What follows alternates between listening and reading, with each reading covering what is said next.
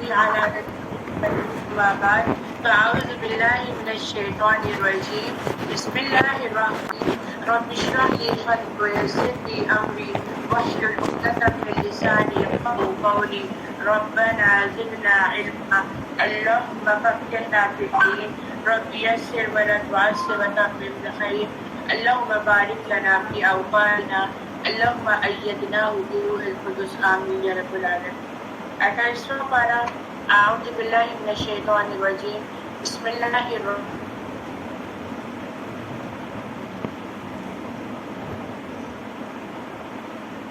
الله قولا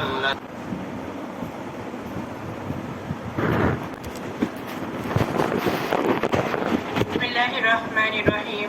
شروع اللہ کے نام سے جو بڑا مہربان اور نہایت رحم کرنے والا ہے. قد سمع الله قول التي تجادلك في زوجها وتشتكي إلى الله والله يسمع تحاوركما إن الله سميع بصير. اے نبی صلی اللہ علیہ وآلہ وسلم، یقیناً اللہ تعالیٰ نے اس عورت اور عورت کا نام کیا ہے خولا بنت ثعلبہ کی بات سن لی جو اپنے خاوند اوس بن صامت کے متعلق آپ سے جھگڑا کرتی تھی اور وہ اللہ کی طرف شکایت کر رہی تھی اور اللہ کے بندوں کی گفتگو کو سن رہا تھا. بے شک اللہ خوب سننے والا اور خوب جاننے دیکھنے والا ہے. یہاں پر انسان کے ایک شخص کی طرف اشارہ کیا جا رہا ہے کہ یہ اشارہ ہے حضرت خولا بنت مالک بن ثعلبہ کے والد کی طرف اشارہ کیا جاتا ہے کہ جن کے خاوند حضرت اوس بن صامت نے ان سے زہار کرتا تھا. زہار کا مطلب ہوتا ہے کہ بیوی کو یہ کہہ دینا کہ تم مجھ پر میری ماں جیسی لگتی ہو. اس کو کہا جاتا ہے زہار کرنا. تو زمانے جاہلیت زہار کو طلاق بھی سمجھا جاتا تھا. حضرت خولا سب پریشان ہوتی ہیں. اس وقت ان کی بابت کوئی حکم نہیں ہوا تھا، اس لیے وہ نبی پاک صلی اللہ علیہ وآلہ وسلم کے پاس آئی تو آپ سے بھی انہوں نے بحث و مباحثہ کیا. آپ سے انہوں نے اپنے خاوند کی شکایت لگائی اور تکرار کی، جس پر پھر یہ آیتیں نازل ہوئی جس میں یہ مسئلہ زہار اس کا حکم اور کفارہ بیان فرما دیا گیا. اور یہاں پہ یہ بات جو کی جا رہی ہے کہ بے شک اللہ خود سننے والا اور خود دیکھنے والا ہے، اس کے بارے میں حضرت عائشہ رضی اللہ تعالیٰ عنہ فرماتی ہیں کہ اللہ تعالیٰ جس طرح لوگوں کی باتیں سننے والا ہے کہ یہ عورت گھر کے ایک کونے میں نبی صلی اللہ علیہ وآلہ وسلم کے ساتھ مجادلہ یعنی کہ بات کر رہی تھی، بحث و تکرار کر رہی تھی اور اپنے خاوند کی شکایت کر رہی تھی، اگر میں نے اس کی باتیں نہیں سنی تو مجھے سمجھ نہیں آ رہی تھی کہ وہ کیا باتیں کر رہے ہیں. لیکن اللہ سبحانہ تعالیٰ جو ساری دنیا کا مالک ہے، آسمان اور زمین کا بادشاہ ہے، اس نے اس عورت کی بات سن لی. اس پر پھر یہ آیت نازل ہوئی جس میں اس کا مسئلہ بھی بتایا گیا. کہا جاتا ہے الذین یظاہرون نسائہم ما ہن امہاتہم ان امہاتہم الی اللہ ولدناہم وانہم لیقولون منکرا من القول وزورا وان اللہ لعفو غفور. تم میں سے جو لوگ اپنی بیویوں سے زہار کرتے ہیں وہ ان کی مائیں نہیں، ان کی مائیں تو وہی ہیں جنہوں نے ان کو پیدا کیا ہے، اور بے شک وہ ناگوار بات ہے اور جھوٹ کہتے ہیں، اور بے شک اللہ بہت معاف کرنے والا اور نہایت بخشنے والا ہے. یہاں زہار کا حکم بیان فرما دیا گیا کہ تمہارے کہہ دینے سے تمہاری بیویاں تمہاری مائیں نہیں بن جائیں گی. اگر ماں کی بجائے کوئی شخص اپنی بیٹی یا بہن وغیرہ کی پیٹھ کی طرح اپنی بیوی کو مشابہ کر دے یہ زہار نہیں ہے. لیکن بعض علماء امام مالک اور امام ابو حنیفہ بھی اسے زہار ہی قرار دیتے ہیں، جبکہ دوسرے علماء اسے زہار تسلیم نہیں کرتے. اس میں بہت سی جگہ پر اختلاف ہے کہ پیٹھ کی جگہ اگر کوئی یہ کہے کہ تم میری ماں کی طرح ہے یا پیٹھ کا نام نہ بھی لے تو علماء کہتے ہیں کہ زہار کی نیت سے وہ مذکورہ الفاظ کہے گا تو زہار نہیں ہوگا. یعنی اوور آل اس کا خلاصہ یہ ہے کہ بیوی کو ماں کے ساتھ مشابہت نہیں لینی چاہیے کہ تمہاری پیٹھ جو ہے وہ میری ماں جیسی ہے. یہ کہنا ایک غلط بات ہے. اپنی اپنی بیوی سے ظہار اور جو لوگ اپنی بیوی سے ظہار کرے وہ اپنی کئی ہوئی بات سے رجوع کرتے ہیں تو ایک گردن آزاد کرنی ہے، اس سے پہلے تو وہ ایک دوسرے کو چھوئے.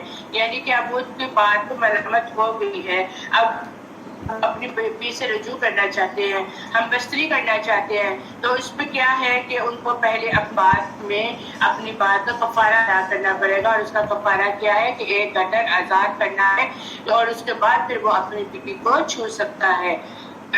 اس حکم پہ تمہیں نصیحت کی جاتی ہے اور اللہ اس سے خوب باخبر ہے جو تم عمل کرتے ہو.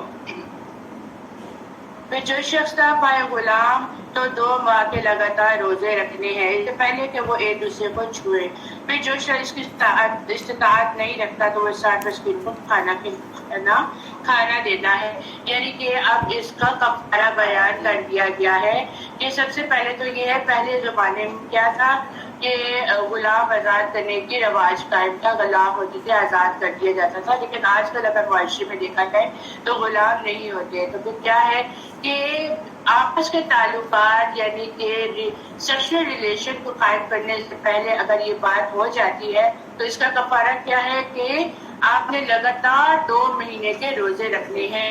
کہا یہ جاتا ہے یہاں پہ 2 مہینے کے روزے رکھنے کی بات کی گئی ہے، اگر اس میں سے ناغا آ گیا پھر نئے سے سارے روزے رکھنے پڑیں. اچھا بہت مشکل ہوتا ہے، اور یہ اس میں اتنی شرعی احکامات بتا دی جاتے ہیں کہ انسان اس غلطی سے پرہیز کرے. اور پھر اگر وہ طاقت نہیں رکھتا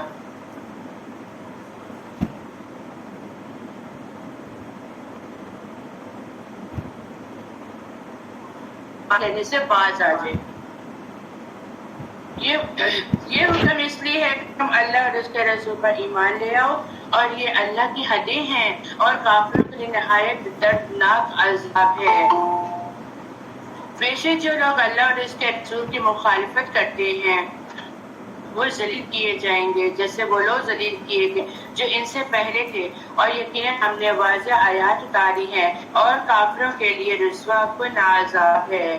نبی کریم صلی اللہ علیہ وآلہ وسلم نے فرمایا میری ساری امت جنت میں جائے گی سوائے اس کے کہ جس نے میں انکار کیا. صحابہ نے عرض کیا یا رسول اللہ، اللہ کا انکار کون کرتا ہے؟ آپ نے فرمایا جو میری اطاعت کرے گا وہ داخل ہوگا. یعنی یہاں یہ بات پتہ چلتی ہے صرف اللہ کی اطاعت حق ہی نہیں ہے، اللہ کی اطاعت کے ساتھ رسول صلی اللہ علیہ وسلم کی اطاعت کرنا بھی ضروری ہے. اور جو میری نافرمانی کرے گا تو اس نے دراصل میرا ہی انکار کیا. یوم یبعثهم اللہ جميعا فینبئهم بما عملوا احصاه اللہ ونسوه وله على شيء شهيد.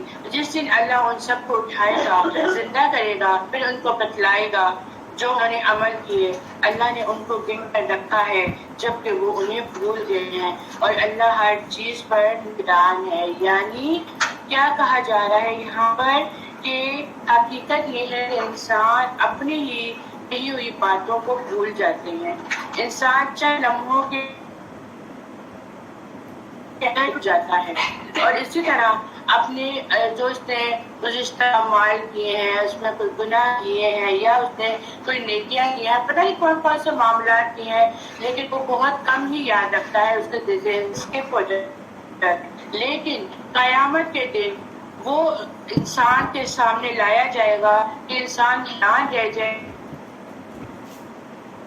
میں نے فلاں وقت میں ایسا کام کیا تھا مجھے تو یاد بھی نہیں ہے، اور وہ انکار کرنا بھی چاہے گا تو وہ انکار نہیں کر سکے گا. أَلَمْ تَرَ أَنَّ اللَّهَ يَعْلَمُ مَا فِي السَّمَاوَاتِ مَا يَكُونُ مِن نَّجْوَىٰ ثَلَاثَةٍ إِلَّا هُوَ رَابِعُهُمْ وَلَا خَمْسَةٍ إِلَّا هُوَ سَادِسُهُمْ وَلَا أَدْنَىٰ مِن ذَٰلِكَ وَلَا أَكْثَرَ إِلَّا هُوَ مَعَهُمْ أَيْنَمَا كَانُوا ثُمَّ يُنَبِّئُهُم بِمَا عَمِلُوا يَوْمَ الْقِيَامَةِ إِنَّ اللَّهَ بِكُلِّ شَيْءٍ عَلِيمٌ. اے نبی صلی اللہ علیہ وآلہ وسلم کیا آپ نے نہیں دیکھا کہ بے شک اللہ جانتا ہے جو کچھ آسمانوں میں ہے اور جو کچھ زمین میں ہے؟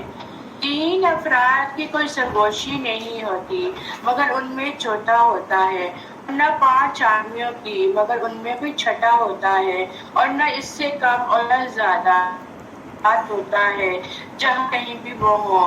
پھر وہ قیامت میں بتائے گا پھر وہ قیامت انہیں بتائے گا جو انہوں نے عمل کیے تھے، بے شک اللہ ہر چیز کو خوب جانتا ہے۔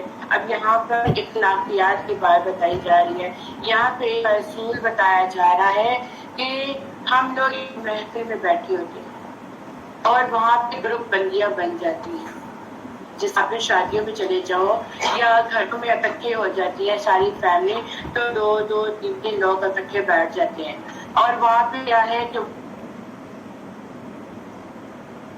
یا آپس میں کنورزیشن چھپ چھپ کے اسٹارٹ کر دیتی ہیں، اور اس کے ساتھ تیسرا کوئی فریق بیٹھا ہوتا ہے تو کیا ہے اس کو برا لگتا ہے۔ تو یہاں یہ بات بتائی جا رہی ہے کہ جہاں پر 3-4 لوگ بیٹھے ہیں، 5-6 لوگ بیٹھے ہیں اور 5 لوگوں کو گروہ بنا ہے اور ایک کو اکیلا چھوڑنا ہے اور وہ اپنے گوسپس پہ لگے ہوئے ہیں، اپنی باتوں میں لگے ہیں، لیکن وہ چھٹے کوئی اور کہہ رہا ہے تو وہ چھٹا جو ہوگا یا وہ 5واں یا تیسرا تو وہ اس کو برا مناتا ہے۔ تو اس طرح کی حرکتیں نہیں کرنی چاہیے، جو ہمارے معاشرے میں یہ چیز بن جاتی ہے کہ ہم گروہ بندیاں کر لیتے ہیں، چاہے وہ شادیاں ہوں یا گھروں میں مہمان آئے ہوں۔ اب ایک ہی گھر کے افراد ہیں، اب باہر سے آؤٹ سائڈر آنے والے آتے ہیں، کیا کرتے ہیں وہ اپنے مہمانوں کو لے کے الگ ہو کے بیٹھ جاتے ہیں، اور پھر وہاں پر دوسروں کو پھر پاور کروایا جاتا ہے، یہ بتایا جاتا ہے کہ بھائی دیکھو ہم لوگ آپس میں بیٹھے ہیں، اور دوسرا شک میں پیدا ہوتا ہے کہ پتہ نہیں کیا باتیں ہیں، تو اس چیز سے منع فرما دیا گیا ہے۔ کیا آپ نے ان لوگوں کی طرف نہیں دیکھا جنہیں سرگوشیاں کرنے سے روکا گیا تھا؟ پھر وہ اسی چیز کی طرف لوٹتے تھے جس سے انہیں روکا گیا تھا، اور وہ گناہ زیادتی اور رسول کی نافرمانیوں کی سرگوشیاں کرتے تھے۔ اس میں مدینے کے یہودی اور منافقین سے مراد دیا جا رہا ہے کہ وہ لوگ ایسے کرتے تھے کہ وہ لوگ جب واپس جاتے تھے تو وہ اپنی گروہ بندیاں بنا کر تو وہ نبی پاک صلی اللہ علیہ وسلم کی نافرمانیاں کرتے رہتے تھے اور ان کے بارے میں گستاخی کے ساتھ باتیں کرتے، مخالفت کرتے تھے، اور جب وہ آپ کے پاس آتے تو آپ کو اس کلمے کے ساتھ سلام کہتے کہ اللہ نے آپ کے ساتھ آپ کو کبھی سلام ہی نہیں کہا۔ وہ اپنے دل میں کہتے اللہ ہمیں اس کی وجہ سے کیوں عذاب نہیں دیتا، اور ہم اس میں داخل ہوں گے۔ اب یہاں پر کیا کہتے تھے یہودی نبی پاک صلی اللہ علیہ وسلم کی خدمت میں حاضر ہوتے تھے تو السلام علیکم کی بجائے کہتے ہوتے تھے السلام علیکم، السلام علیکم، یعنی اس کا کیا مطلب ہے تم پہ موت وارد جائے۔ تو اس لیے کہا جاتا ہے کہ سلام بھی جو ہے وہ صحیح طریقے سے کرنی چاہیے، اور بچوں کو بھی سلام صحیح طریقے سے کہلوانی چاہیے، ان کو سکھانی چاہیے کہ سلام کرنے کا طریقہ کیا ہے۔ جب اللہ نے آپ صلی اللہ علیہ وسلم کو سلام کیا تو ان کے سلام کرنے کا درجہ کیا ہوگا۔ اور پھر سلام جو ہے وہ اسلام کی نمایاں خصوصیات بھی ہے، اور سلام جو ہے وہ اللہ سبحانہ تعالیٰ کا نام بھی ہے، اور مسلمان کا مسلمان پر حق بھی ہے۔ اب کیا ہے جن کو ہم جانتے ہیں ان کو ہم سلام کریں گے، اور جن کو نہیں جانتے ان کو ہم سلام نہیں کریں گے، یہ بد اخلاقی ہے۔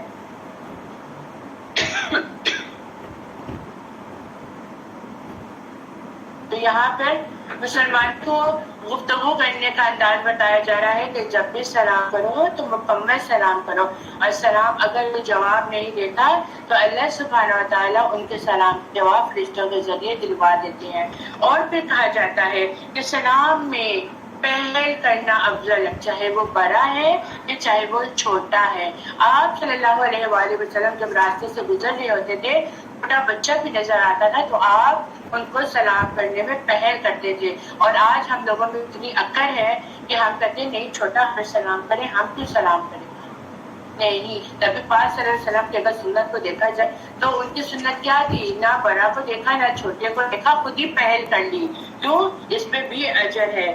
اور کہا جاتا ہے کہ سلام کے ذریعے بھی انسان کو نیکیاں ملتی ہیں، سلام کے ذریعے بھی انسان کو نیکیاں کے درجات ملتے ہیں۔ کیسے؟ اگر ہم نے کہا السلام علیکم تو یہاں پہ مل گئی ہمیں 10 نیکی، اب ہم کہتے ہیں السلام علیکم ورحمۃ اللہ، یہاں پر ہمیں مل گئی 20 نیکیاں. پھر ہم کہتے ہیں السلام علیکم ورحمۃ اللہ وبرکاتہ، تو یہاں پر ہمیں مل گئی 30 نیکیاں. تو کون سا درجہ بہتر ہے؟ 30 ہے نا، یعنی کہ مفت میں ہمیں صرف چھوٹا سا کام کرنا ہے اور مفت میں ہمیں 30 نیکیاں مل جائیں گی. اور یہ نیکیاں کمانے کے لیے بھی اب آگے پہل کرنی چاہیے، اس میں پہل کرنی چاہیے. پھر آگے کیا کہا جاتا ہے؟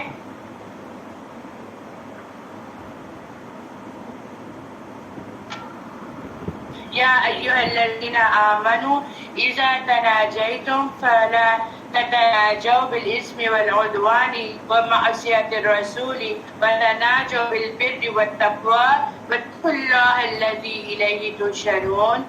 اے ایمان والو، جب تم سرگوشیاں کرو تو گناہ، زیادتی اور رسول کی نافرمانی کی سرگوشیاں مت کرو، اور تم نیکی اور تقوی کی سرگوشیاں کرو. اور اللہ سے ڈرو جس کے بعد تمہیں اکٹھا کیا جائے گا. بری سرگوشی تو وہ ہے جو شیطان کی طرف سے ہے تاکہ وہ ایمان والوں کو غمگین کر دے اور انہیں کوئی ضرر نہیں پہنچا سکتا مگر اللہ کے حکم سے. اور لازم ہے کہ مومن اللہ پر توکل کرے. اے ایمان والو، جب تم سے کہا جائے کہ مجلسوں میں کھل بیٹھو تو تم کھل بیٹھا کرو، اللہ تمہیں کشادگی دے گا. اور جب کہا جائے اٹھ کھڑے ہو تو اٹھ کھڑے ہو جایا کرو. تم میں سے جو ایمان لائے اور جنہیں علم دیا گیا، اللہ ان کے درجات بلند کرے گا اور اللہ اس سے باخبر ہے جو تم کرتے ہو. اب یہاں پہ بھی بہت پیارا اصول بتایا جا رہا ہے.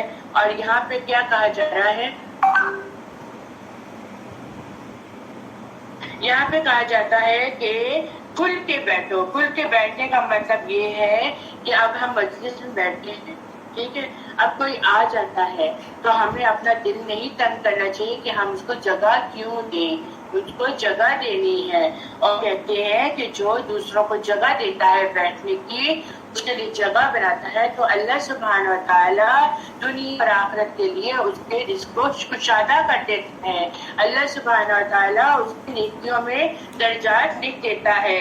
اللہ سبحانہ و تعالیٰ اس کے دنیا اور آخرت میں فراخی پیدا کر دیتا ہے. اور جب کہا جاتا ہے کہ تم اٹھ کھڑے ہو جاؤ، یعنی کسی کی جگہ پہ بیٹھے ہو اور کوئی نہیں آ رہا اور کسی کا پاس جگہ نہیں ہے تو اپنی جگہ اس کو دے دو. یہ ایک بہترین عمل ہے. کہا جاتا ہے کہ نبی کریم صلی اللہ علیہ وآلہ وسلم نے فرمایا، کوئی شخص کسی دوسرے شخص کو اس کی جگہ سے اٹھا کر خود نہ بیٹھے، اس لیے کہ مجلس کے دائرے کو فراخ و وسیع کر لو. تو یہ ہمارے لیے بھی ہے انشاءاللہ تعالیٰ.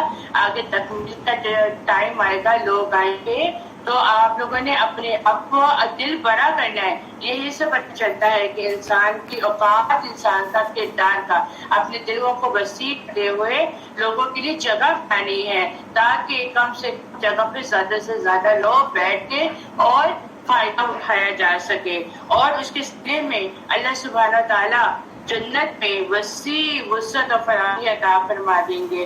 اور جہاں بھی وسعت اور فراخی کے طالب ہوں گے، جہاں پر قبر میں بھی اللہ تعالیٰ آپ لوگوں کی قبروں کو وسیع کر دیں گے، مکان کو بھی اللہ تعالیٰ وسیع کر دے گا اور رزق دے گا. اور جہاں ہر جگہ جہاں تمہاری سوچ بھی نہیں پڑتی، اللہ تعالیٰ وہاں پہ فراخی پیدا کر دے گا. تو یہ تعلیمات ہمارے لیے ہے نا.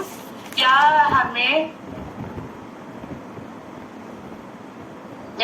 اس سے صرف ایک دو ورڈز پہ سینٹینس بنا لو، جملے بنا لو، ہمیں پتہ چل جاتا ہے. لیکن کیا یہ ہم لوگوں کے گھروں میں کیا اس طرح کی تربیت ہے؟ جس ماں نے دین کو پڑھ لیا اور جس ماں نے اپنی بچوں کی پرورش اس حدود میں رہ کے کر لی، تو جب وہ بچے جوان ہوتے ہیں تو وہ بچے کیا کرتے ہیں، وہ جب خود بھی چیز کھاتے ہیں تو وہ اکیلے نہیں کھاتے، وہ سب بیچ میں ساتھ میں رکھ کے کھاتے ہیں. جب کوئی چیز آتی ہے وہ صرف اپنے تک محدود کے رکھتے، وہ سینٹر میں سب چیزیں رکھتے.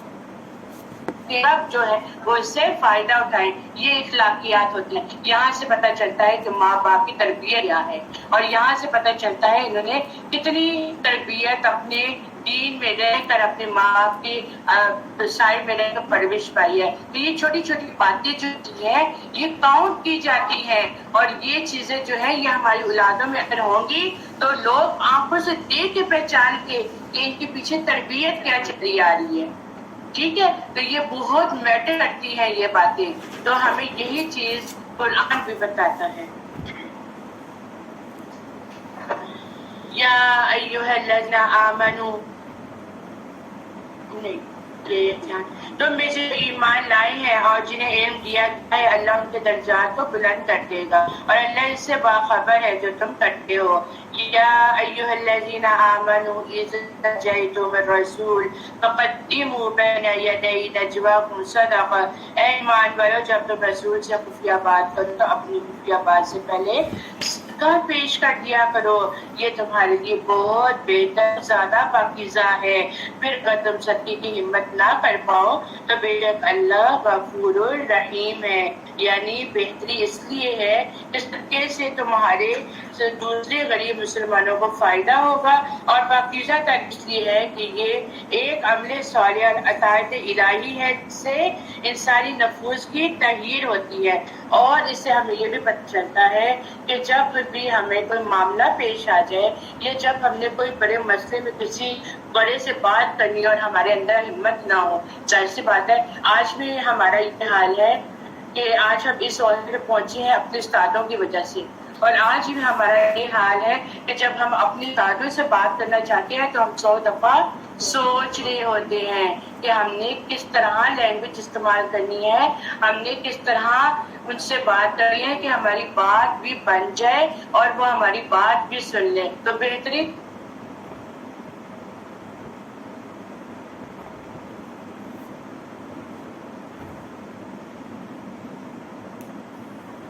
آپ گھر سے نکلیے, یعنی کہ یہاں پہ جب میں آتی ہوں تو میرا یہ نیت ہوتی ہے صدقے کہ میں نے صدقہ دے, اور یہ ہے کہ مجھ سے مجھے نہیں ملتا لیکن واپسی پہ الحمدللہ مل جاتا ہے. یہ کیوں کہ میں ایک بہت بڑے کام کے لیے جا رہی ہوں, ایک بہت بڑی ذمہ داری کے لیے جا رہی ہوں.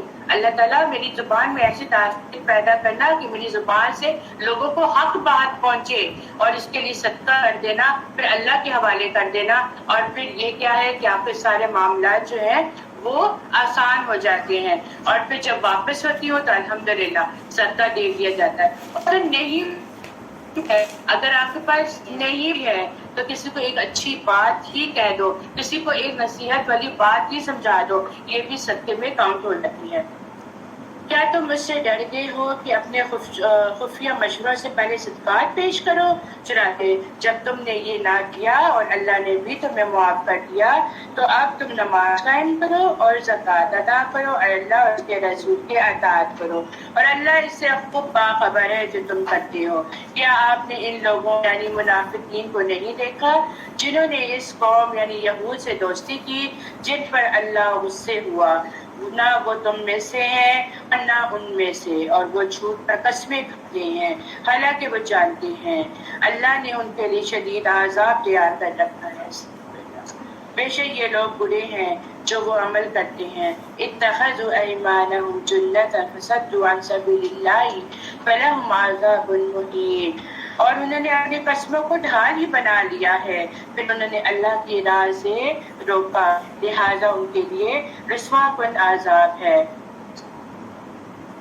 ان کے مال اور ان کی اولاد انہیں اللہ کے عذاب سے ہرگز بھی کوئی فائدہ نہیں دیں گے, اور یہی لوگ دوزخی ہیں, وہ اس میں ہمیشہ رہیں گے. اور جس دن اللہ ان سب کو دوبارہ اٹھائے گا تو وہ اس کے سامنے قسمیں کھائیں گے جیسے تمہارے سامنے قسمیں کھایا کرتے تھے, اور وہ سمجھتے ہیں کہ بے شک وہ ایک شے اچھی راہ پر ہیں, خبردار بے شک وہی ٹوٹے ہیں.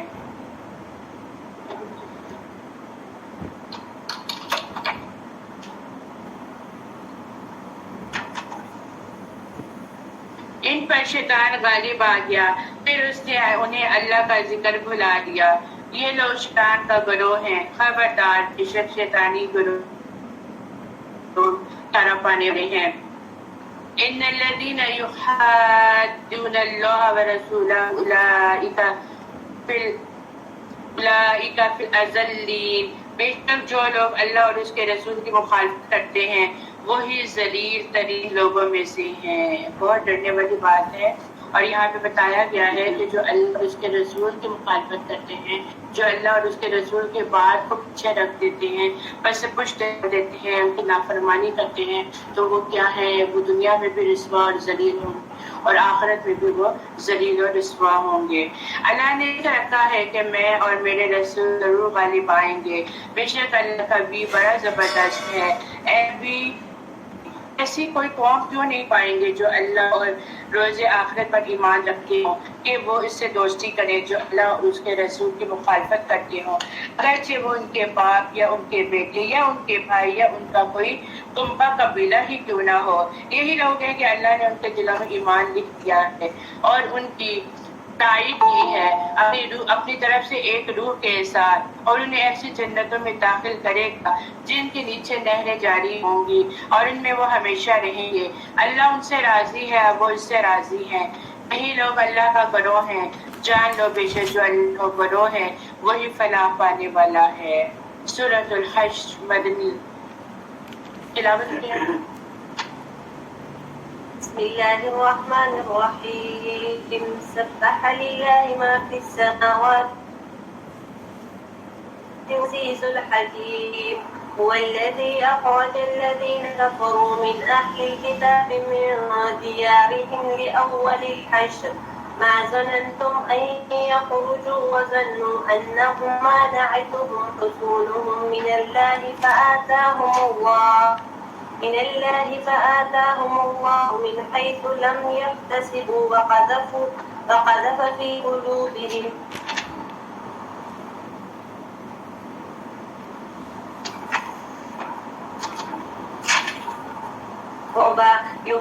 يحرقون بيوتهم بأيديهم وأيدي المؤمنين فاعتبروا يا أولي الأبصار۔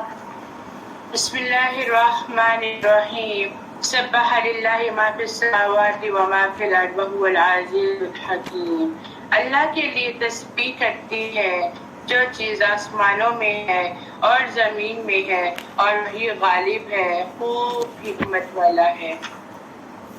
دیکھیں آیت کے شروع میں اللہ کی تسبیح کا ذکر کر دیا گیا، تو زمین و آسمان کو بنانے والا، ساری دنیا کو چلانے والا، ساری دنیا کے گناہوں کو پیچھے ڈال کے ان کو رزق دینے والا، رات کو دن میں بدلنے والا، ہر ایک کو رزق عطا کرنے والا، اس کی تسبیح کو بیان کرو، صبح شام اس کی تسبیح کو بیان کرو۔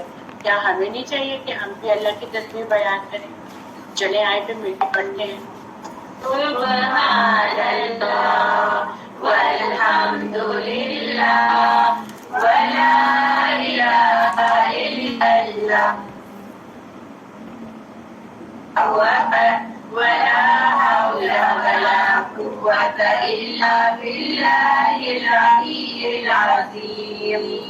اور زبان میں سب سے ہلکی اور میزان میں سب سے بھاری تسبیح کیا ہے؟ سبحان اللہ و بحمدہ سبحان اللہ العظیم۔ وہی ہے جس نے اہل کتاب کے کافروں کو پہلی جلا بندی کے وقت ان کے گھروں سے نکال دیا۔ تم نے کبھی یہ خیال نہیں کیا تھا کہ وہ وقت سے نکلیں گے، اور انہوں نے سمجھا تھا کہ بے شک ان کے گرے انہیں اللہ کے عذاب سے بچا لیں گے۔ پھر ان کے پاس اللہ کا عذاب آ گیا جہاں سے انہوں نے گمان بھی نہیں کیا تھا، اور اللہ نے ان کے دلوں میں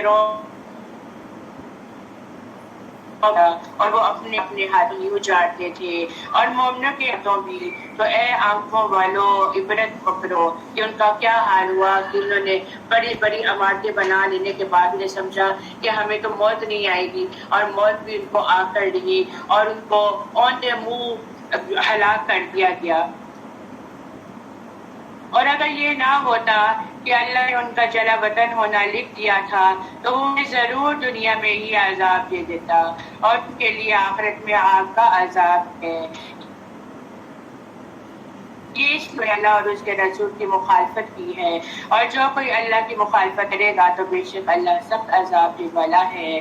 تم نے جو کھجور کا درخت کاٹا یا اسے اس کی جڑوں پر کھڑا چھوڑ دیا تو یہ بھی اللہ کے حکم میں سے تھا تاکہ وہ نافرمانوں کو رسوا کر دیں۔ یعنی جو ہے وہ کھجور کی ایک قسم کا نام ہے۔ اور کیا ہے کہ یہاں پہ کیا جا رہا ہے کہ جیسے اجوا کھجور، برنی وغیرہ کھجوریں کی قسمیں ہیں یا عام کھجور کا درخت مراد ہے۔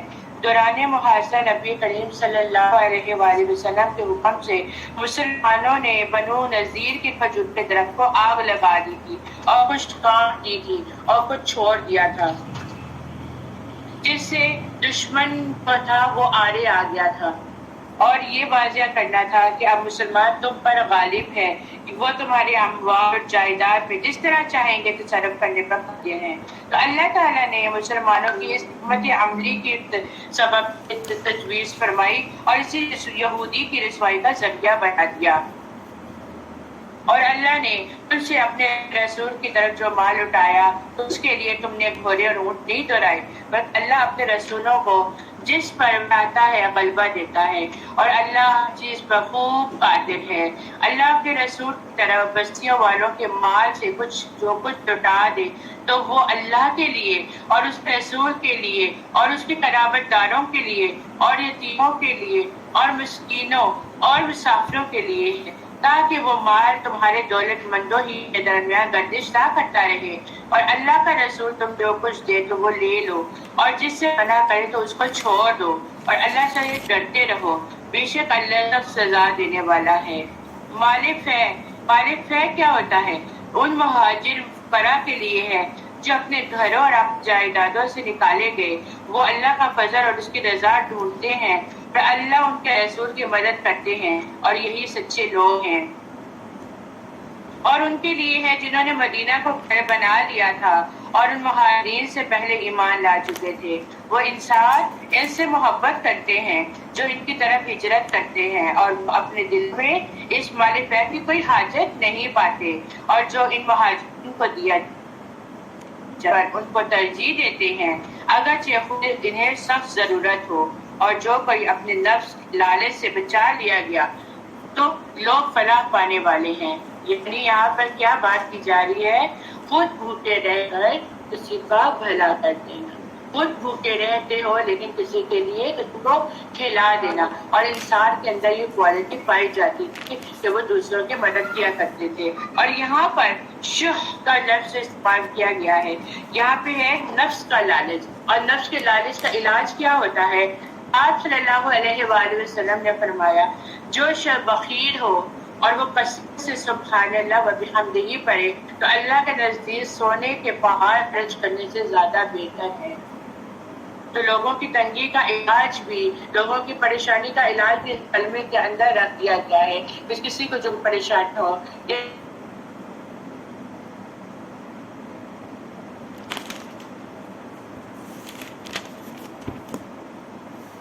نفس کے اندر بخیل ہو، جس کے اندر بخل ہو تو اللہ سبحانہ تعالیٰ اس کو بھی دور فرما دیتے ہیں۔ اور فے تو ان کے لیے ہے جو ان مہاجرین ساتھ آئے، وہ کہتے ہیں اے ہمارے ربنا اغفر لنا ولإخواننا الذين سبقونا بالإيمان ولا تجعل في قلوبنا غلا للذين آمنوا ربنا إنك رؤوف رحيم۔ کہ اے ہمارے رب ہمیں اور ہمارے ان بھائیوں کو بخش دے جنہوں نے ایمان میں ہم سے پہل کی، اور ہمارے دلوں میں اہل ایمان کے لیے کوئی ٹھکانہ نہ رکھ۔ اے ہمارے رب بے شک تو بہت نرمی والا اور نہایت رحم کرنے والا ہے۔ اے نبی کیا آپ نے وہ لوگ نہیں دیکھے جنہوں نے منافقت کی؟ وہ اپنے ان بھائیوں سے جو اہل کتاب میں سے کافر ہوئے کہتے ہیں اب تم مدینہ سے نکالے گئے تو ہم ضرور تمہارے ساتھ نکلیں گے، اور ہم تمہارے معاملے میں کبھی کسی کی اطاعت نہیں کریں گے، اور اگر تم سے لڑائی کی گئی تو ہم ضرور تمہاری مدد کریں گے۔ اللہ گواہی دیتا ہے کہ بے شک وہ جھوٹے ہیں۔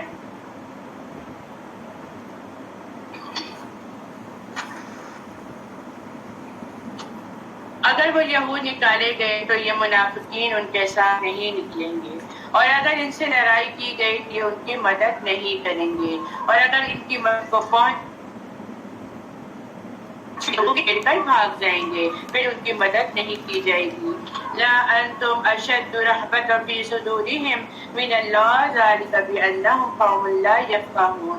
اے مسلمانوں، یقیناً ان کے سینوں میں اللہ کی نسبت تمہارا ڈر زیادہ ہے، یہ اس لیے کہ بے شک وہ ایسے لوگ ہیں جو سمجھتے نہیں، وہ سب مل کر بھی تم سے نہیں لڑ سکیں گے مگر ایسی بستیوں میں جو وہ قلعہ بند ہے یہ دیواروں کی اور سے، ان کی آپس کی لڑائی دشمنی بہت سخت ہے، آپ انہیں اکٹھے سمجھتے ہیں جبکہ ان کے دل جدا جدا۔ یعنی یہاں پر آپ ان منافقت کی بات کی جاتی ہے جن میں ہم لوگ بھی شامل ہو رہے ہیں کہ بظاہر تو ہم ایک دوسرے سے بہت اچھے تعلقات نبھا رہے ہیں، لیکن ہم لوگ کے دل ایک دوسرے سے میچ نہیں کرتے، اور پتہ نہیں کس مجبوری کے تحت ہم ایک دوسرے کے ساتھ چل رہے ہیں۔ تو یہ بھی منافقت کی ایک بہت بڑی علامت ہے۔ اللہ سبحانہ تعالیٰ ہمیں اس سے بچا کے رکھے۔ اور یہاں پر یہی بات کی جاتی ہے کہ وہ تو اکٹھے تھے لیکن ان کے دل ایک دوسرے کے ساتھ میچ نہیں کرتے تھے، ان کے دلوں میں ایک دوسرے کے لیے بغض تھا، ان کے دلوں میں ایک دوسرے کے لیے کینہ تھا۔ چل تو رہے ہیں لیکن ان کے دلوں میں کٹوتے ہیں، کہ بے شک وہ لوگ ایسے ہیں جو عقل نہیں رکھتے۔ ان کی مثال ان لوگوں کی سی ہے جو ان سے پہلے قریب ہی بدر میں اپنے بدعمالیوں کا وبال چکھ چکے ہیں اور ان کے لیے دردناک عذاب ہے۔ ان کی مثال شیطان کی سی ہے کہ جب وہ انسان سے کہتا ہے کفر کر، کہ جب وہ کفر کرتا ہے تو شیطان کہتا ہے بے شک میں تجھ سے بری ہوں، میں اللہ رب العالمین سے ڈرتا ہوں۔ فَكَانَ عَاقِبَتُهُمَا أَنَّهُمَا فِي النَّارِ خَالِدِينَ فِيهَا وَذَلِكَ جَزَاءُ الظَّالِمِينَ۔ لہٰذا ان دونوں کا انجام یہی ہوگا کہ بے شک وہ ہمیشہ دوزخ کی آگ میں رہیں گے، اور ظالموں کی سزا یہی ہے۔ أيها الذين آمنوا اتقوا الله ولتنظر نفس ما قدمت لغد واتقوا الله إن الله خبير بما تعملون۔ اے ایمان والو، اللہ سے ڈرو، اور ہر شخص کو دیکھنا چاہیے کہ اس نے کل کے لیے آگے کیا بھیجا ہے، اور تم اللہ سے ڈرو، بے شک اللہ کو خوب خبر ہے جو تم عمل کرتے ہو۔ آخرت کی تیاری کے رکھو، آخرت کا حساب کر کے رکھو، کیونکہ آخرت میں بھی سوال ہوگا اور قبر میں بھی سوال ہوگا۔ آخرت کی اور قبر کی تیاری کر کے رکھو اور اللہ سے ڈرتے رہو، بے شک اللہ جاننے والا ہے کہ جو تم دنیا میں عمل کرتے آئے ہو، جو تمہارے اپنے ہاتھوں کی کمائی ہے، اور ان کی طرح نہ ہو جانا جنہوں نے اللہ کو ہی بھلا دیا تو اللہ نے بھی انہیں اپنا آپ بھلوا دیا۔ یہی لوگ نافرمان ہیں، اللہ کو یاد کریں گے تو اللہ بھی ہمیں یاد رکھے گا، اللہ کی راہ میں خرچ کریں گے تو اللہ بھی عطا کرے گا، اور اگر ہم گن گن کے رکھیں گے تو اللہ بھی گن گن کے ہی دے گا۔ تو یہ بہت خطرناک قسم کی کنڈیشن ہے کہ انسان جب اپنا آپ بھی بھول جاتا ہے تو اللہ تعالیٰ بھی بھول جاتے ہیں، پھر اللہ کے پاس اس کے لیے کوئی جگہ نہیں ہوتی۔ آگ والے دوزخی اور باغ والے جنتی کبھی بھی برابر نہیں ہو سکتے، جنتی ہی کامیاب ہے۔ اے نبی، اگر ہم اس قرآن کو کسی پہاڑ پر نازل کر دیتے تو آپ دیکھتے کہ وہ اللہ کے خوف سے دب جاتا ہے اور وہ پھٹ جاتا ہے۔ خشیت اللہ یعنی کہ وہ ڈر جاتا ہے اللہ کے خوف سے۔ پہاڑ کو بھی عقل دی گئی ہے کہ وہ اللہ کے خوف سے ڈر جاتا ہے، اور یہ مثالیں ہم لوگوں کے لیے بیان کرتے ہیں شاید کہ وہ غور و فکر کریں۔ اگر کسی کا دل پتھر کی مانند ہو جائے تو اس کو کیا کرنا چاہیے؟ اس کو کثرت کے ساتھ قرآن کی تلاوت کرنی چاہیے۔ تو یہاں پہ جب پہاڑ کے ساتھ تشبیہ دی گئی تو انسان کے دل بھی پہاڑ سے زیادہ سخت ہو جاتے ہیں، اور جب انسان کے دل سخت ہو جاتے ہیں تو انہیں اس کو دھونے کی ضرورت ہے، اور دھونے کے لیے سب سے بہترین تزکیہ قرآن ہے، تدبر و غور و فکر قرآن ہے۔ آگے اللہ سبحانہ وتعالیٰ کی صفات بیان کی جا رہی ہے۔ هو اللہ الذی لا الہ الا هو عالم الغیب والشہادہ هو الرحمن الرحيم هو الله الذي لا إله إلا هو الملك القدوس السلام المؤمن المهيمن العزيز الجبار المتكبر سبحان الله عما يشركون هو الله الخالق البارئ المصور له الأسماء الحسنى يسبح له ما في السماوات والأرض وهو العزیز الحکیم.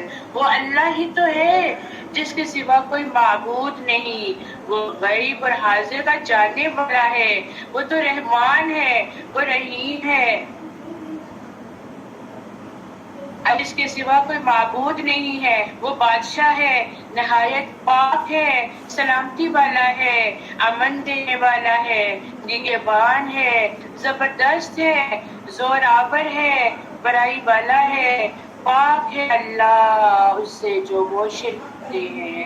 ہے کسی اور میں یہ کوالٹیز؟ میں بھی نہیں ہے جو اللہ سبحانہ تعالیٰ کے اندر یہ کوالٹیز ہیں. اور وہ اللہ ہے جو خالق ہے, موجد ہے, صورت گر ہے. اسی نے تو ہماری شکلیں بنائی ہیں اور آج ہمارا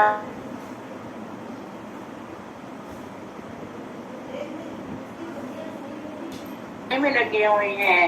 اسی کے لیے تو سارے نام ہیں, اسی کے لیے تو سارے اسماء الحسنیٰ ہیں, اسی کی تو تسبیح پڑھی جاتی ہے صبح اور شام اور رات. اور جس وقت تہائی رات میں اسی کو تو پکارا جاتا ہے, اسی کا تو نام لیا جاتا ہے. جو چیز آسمان اور زمین میں ہے اور وہ غالب ہے, وہ خوب حکمت والا ہے.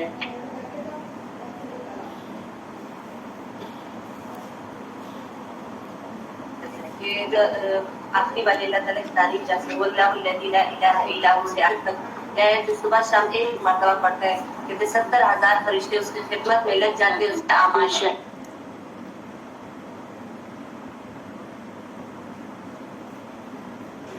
پڑھا تو ہمیں اللہ پاک صحیح بات. سورۃ الممتحنہ. بسم اللہ الرحمن الرحیم. یا ایہا الذین آمنوا لا تتخذوا عدوی وعدوکم اولیاء تلقون الیہم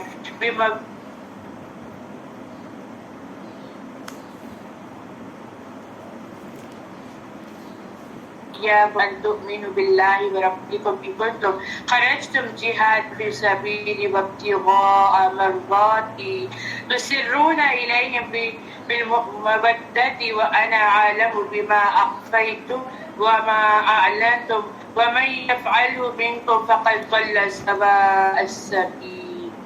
اے ایمان والو, تم میرے اور اپنے دشمنوں کو دوست نہ بناؤ. تم ان کی طرف دوستی کا پیغام بھیجتے ہو حالانکہ وہ سچے دین کے انکاری کرتے ہیں جو تمہارے پاس آیا ہے. وہ رسول کو اور تمہیں بھی جلا وطن کرتے ہیں اس لیے کہ تم اپنے رب اللہ پر ایمان رکھتے ہو. اگر تم میرے راستے میں نکلے ہو جہاد اور میری رضا ڈھونڈنے کے لیے تو کفار کو دوست نہ بناؤ. تم ان کو دوستی کا خفیہ پیغام بھیجتے ہو اور میں جانتا ہوں جو تم چھپاتے ہو اور چھپی کرتے ہو. اور تم میں سے کوئی ایسا کرے گا تو یقیناً وہ سیدھی راہ سے بٹل جائے گا. یہاں پہ بات ہے کفارے کا پیدا ہوا تھا. اہل مکہ نے اس کی خلاف ختم کر دیا تھا. اس کے بعد رسول اللہ صلی اللہ علیہ وآلہ وسلم نے مسلمانوں کو خفیہ طور پر لڑائی کی تیاری کا حکم دے دیا. حضرت حاتب بن ابی ایک مہاجر بدری صحابی تھے جن کی قریش کے ساتھ کوئی رشتہ داری نہیں تھی, لیکن ان کے بیوی بچے جو تھے وہ مکہ میں تھے. انہوں نے سوچا کہ میں اگر قریش مکہ کو آپ صلی اللہ علیہ وسلم کے حملے کے ارادے کی اطلاع کر دوں تاکہ اس احسان کے بدلے وہ میرے بال بچوں کا خیال رکھیں, تو انہوں نے ایک عورت کے ذریعے یہ پیغام تحریری طور پر لکھ کر ان کو بھجوا دیا تھا اور وہ لکھ کر اہل مکہ کی طرف روانہ کر دیا, جس کی اطلاع بذریعہ وحی نبی پاک صلی اللہ علیہ وآلہ وسلم کو دی گئی. چنانچہ آپ نے حضرت علی, حضرت مقدار اور حضرت زبیر کو فرمایا کہ جاؤ, روزہ خواب پر ایک عورت ہوگی جو مکہ جا رہی ہوگی, اس کے پاس رکا ہے وہ لے آؤ. اب یہ وحی اللہ کی طرف سے آ رہی ہے اور ان کو بتایا گیا کہ جا کے وہ رکا لے آؤ. اب وہ حضرات گئے اور ان سے وہ رکا لے کر آئے جو اس نے سر کے بالوں چھپا رکھا تھا. آپ نے حضرت خاطب سے پوچھا کہ تم نے کیا کیا؟ انہوں نے فرمایا کہ میں نے یہ کام کفر کی بنا پر نہیں کیا بلکہ اس وجہ سے کیا ہے کہ جو دوسرے مہاجرین کے رشتہ دار مکہ میں موجود ہیں ان کے بال بچوں کی حفاظت کی جا سکے. وہاں میرا رشتہ دار نہیں ہے تو میں نے سوچا کہ میں اہل مکہ کو کچھ اطلاع کر دوں تاکہ وہ میرے احسان مند رہے اور میرے بچوں کی حفاظت کرے. آپ نے ان کی سچائی وجہ سے انہیں کچھ بھی نہ کہا. تاہم اللہ تعالیٰ نے تنبیہ کے طور پر پھر یہ آیات نازل فرما دی تاکہ آئندہ کوئی مومن کسی کافر کے ساتھ اس طرح کا کوئی تعلق قائم نہ رکھے. تو بعض چیزوں کی جو شان نزول ہے وہ جب بتایا جاتا ہے تو اس سے بات اور واضح پتہ چل جاتی ہے. اگر تمہیں کہیں پائیں تو تمہارے دشمن ہو جائیں گے اور اپنے ہاتھ اور اپنی زبانیں تمہاری طرف دراز کریں گے برائی کی نیت سے اور وہ چاہتی ہیں کہ کس طرح وہ انکاری کرتے ہیں. تمہارے رشتے دار ناتے قیام کے دن تمہیں ہرگز بھی فائدہ نہیں لیں گے اور نہ اولاد تمہیں فائدہ دیں گے. فیصلہ کرے گا اور اللہ خوب دیکھنے والا اور خوب جاننے والا ہے جو تم عمل کرتے ہو. یقیناً لکم اسوۃ حسنۃ فی ابراہیم والذین معہ اذ قالوا لقومہم انا براء منکم ومما تعبدون من دون اللہ کفرنا بکم وبدا بیننا وبینکم العداوۃ والبغضاء ابدا حتى تؤمنوا باللہ وحدہ الا قول ابراہیم لأبیہ لا استغفرن لک وما املک لک من اللہ من شیء ربنا علیک توکلنا والیک انبنا والیک المصیر. یقیناً تمہارے لیے بہترین نمونہ ہے ابراہیم اور ان لوگوں میں جو اس کے ساتھ تھے جب انہوں نے اپنی قوم سے کہا تھا کہ بے شک ہم تم سے اور ان سے بڑی ہیں جن کی تم عبادت کرتے ہو سوائے اللہ کی. ہم تم سے منکر ہوئے ہمارے اور تمہارے درمیان ہمیشہ کے لیے دشمنی اور بغض ظاہر ہو گیا حتیٰ کہ تم اللہ اکیلے پر ایمان لے آؤ. مگر ابراہیم کا اپنے باپ سے یہ کہنا کہ میں ضرور تیرے لیے بخشش مانگوں گا جس کا اختیار نہیں رکھتا. اے ہمارے رب ہم نے تجھی پر توکل کیا اور تیری ہی طرف رجوع کیا اور تیری ہی طرف ہمیں لوٹنا ہے. تو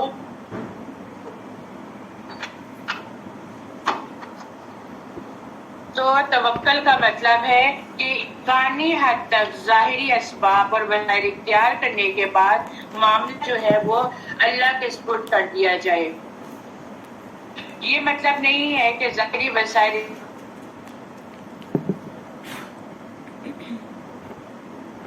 منع کیا ہے اس لیے کہ توکل کا مفہوم بھی غلط ہوگا. نبی کریم صلی اللہ علیہ وآلہ وسلم کی خدمت میں ایک شخص حاضر ہوا اور پوچھا کہ میں اپنے اونٹ کا گھٹنا باندھ دوں اور توکل کروں یا اسے چھوڑ دوں اور توکل کروں. آپ نے فرمایا پہلے اس کا گھٹنا باندھ پھر اللہ پر بھروسہ کر کام کرو اور پھر اللہ پہ چھوڑ دو اللہ پہ توکل کرو. اللہ نے چاہا تو اس کو اللہ بہترین کر کے دے گا. اے ہمارے رب تو ہمیں ان لوگوں کے فتنہ آزمائش نہ بنا جنہوں نے کفر کیا اور ہمیں بخش دے. اے ہمارے رب بے شک تو ہی بڑا زبردست خوب حکمت والا ہے. بلا شبہ تمہارے لیے ان میں بہترین نمونہ ہے اس شخص کے لیے جو اللہ سے ملنے اور یوم آخرت کی امید رکھتا ہو اور جو کوئی حق سے منہ موڑے تو بے شک اللہ ہی بے پرواہ نہایت قابل تعریف ہے. امید ہے اللہ تمہارے اور ان لوگوں کے درمیان دوستی پیدا کر دے گا جس سے تمہاری دشمنی ہے اور اللہ بہت قدرت والا ہے اور اللہ غفور رحیم ہے. اللہ تمہیں ان لوگوں کی بابت نہیں روکتا جو تم سے دین پر نہیں لڑے اور انہوں نے تمہیں تمہارے گھروں سے نہیں نکالا کہ تم ان سے بھلائی کرو اور ان سے کرو. بے شک اللہ انصاف کرنے والوں کو پسند. إنما ينهاكم الله عن الذين قاتلوكم في الدين وأخرجوكم من دياركم وظاهروا على إخراجكم أن تولوا ومن يتولهم فأولئك هم الظالمون. اللہ تعالیٰ تمہیں صرف ان لوگوں کی محبت سے روکتا ہے جنہوں نے تم سے مذہبی لڑائی لڑی اور تمہیں دیس نکالنے دیا اور دیس نکال دینے والوں کی مدد کی۔ جو لوگ ایسے کفار سے محبت کرے وہ قطعاً ظالم اور بے انصاف ہے۔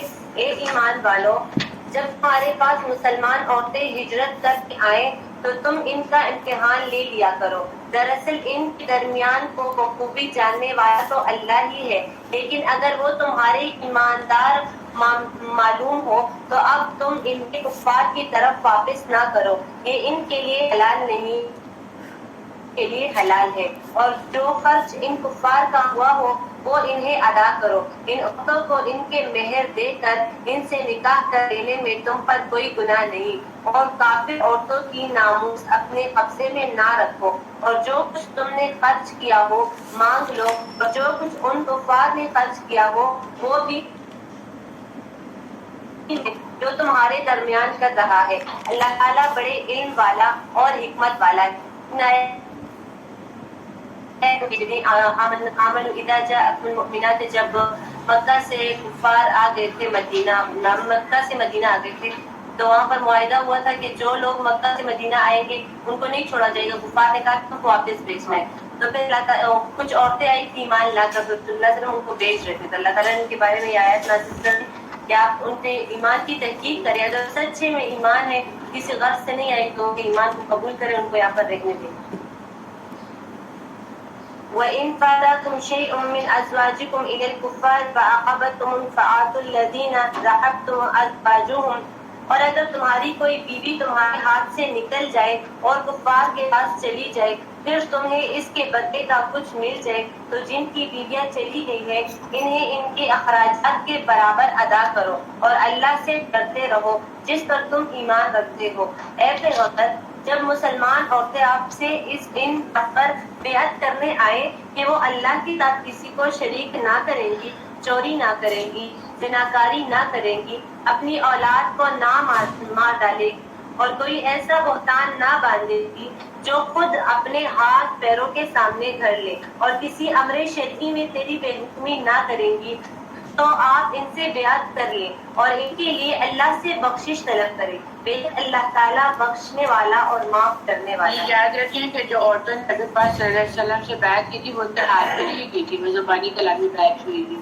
جس طرح آج کل یہ بیعت کی جاتی ہے تو ہاتھوں پہ ہاتھ رکھ کے بیعت کی جاتی ہے نا، تو وہ نہیں تھی، اور یہ بیعت اس وقت لیتے جب عورتیں ہجرت کر کے آتی۔ صحیح بخاری میں بھی اس کی حدیث موجود ہے، اور بتایا جاتا ہے کہ فتح مکہ والے دن بھی آپ قریش کی عورتوں سے بیعت لی تھی، اور بیعت لیتے جب تاپسی زبان سے عہد کیا ہے کسی عورت کے ہاتھ چھو نہیں سکتے تھے۔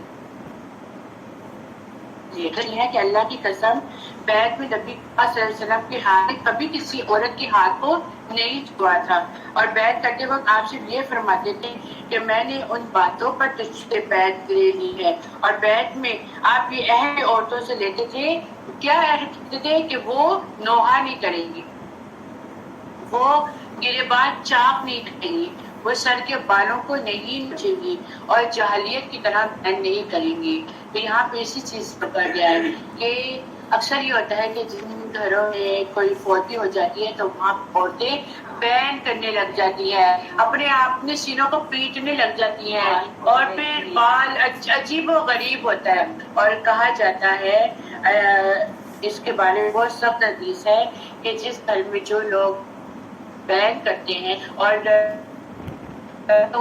چیختے چلاتے ہیں قیامت کے دن ان کو کھجلی کی شلوار اور خندق کا کرتا پہنایا جائے گا۔ یہ بہت سخت حدیث ہے۔ دیکھیں غم ہر انسان کو آتا ہے، اور غم میں شوہر میں جانا جو ہوتا ہے وہ بہت زیادہ بری بات ہے، اور پھر یہ بھی کہا جاتا ہے کہ غم کی حالت میں آنسو ضرور بہائیں لیکن بیان نہ کریں، اور کہا جاتا ہے کہ اب وصیت لکھ کر جاؤ کہ میرے مرنے کے بعد تم نے بیان نہیں کرنا، اور اگر یہ وصیت نہ کریں اور یہ اگر گھر والے اس طرح بیان کرتے ہیں تو اس کا وبال مرنے والے پہ بھی آتا ہے۔ یہ بہت سی بات ہے۔ ہم لوگ کیا کرتے ہیں، لوگوں کو دیکھا جاتا ہے مردہ تو پڑا ہوتا ہے اس کے اوپر پلیٹ کے بیان کرنا شروع کر دیتے ہیں، استغفر اللہ، بہت سے گھروں میں ایسے جا کے میں نے خود اپنی زبان سے ان کے ہاتھ پکڑ کے ان کو روکا ہے کہ اس طرح کی حرکت مت کریں، لیکن وہ سمجھتے ہی نہیں ہے. اور اس قدر سخت حدیث ہے کہ جس پر نبی پاک صلی اللہ علیہ وسلم نے عورتوں سے بیعت کس بنا پر لی کہ تم نے یہ کام نہیں کرنا. ان کے لیے نہیں ہے کہ انسان کے اوپر دکھ آتے ہیں، غم آتے ہیں. اس میں انسان کا کردار کیا ہے کہ حضرت نبی صلی اللہ علیہ وسلم کے جو سب سے چھوٹے بیٹے حضرت ابراہیم لوگ فوت ہوئے تھے تو وہ ان کے آنسو ایسے بہ رہے تھے کہ ان کی ساری مبارک گیلی ہو گئی تھی.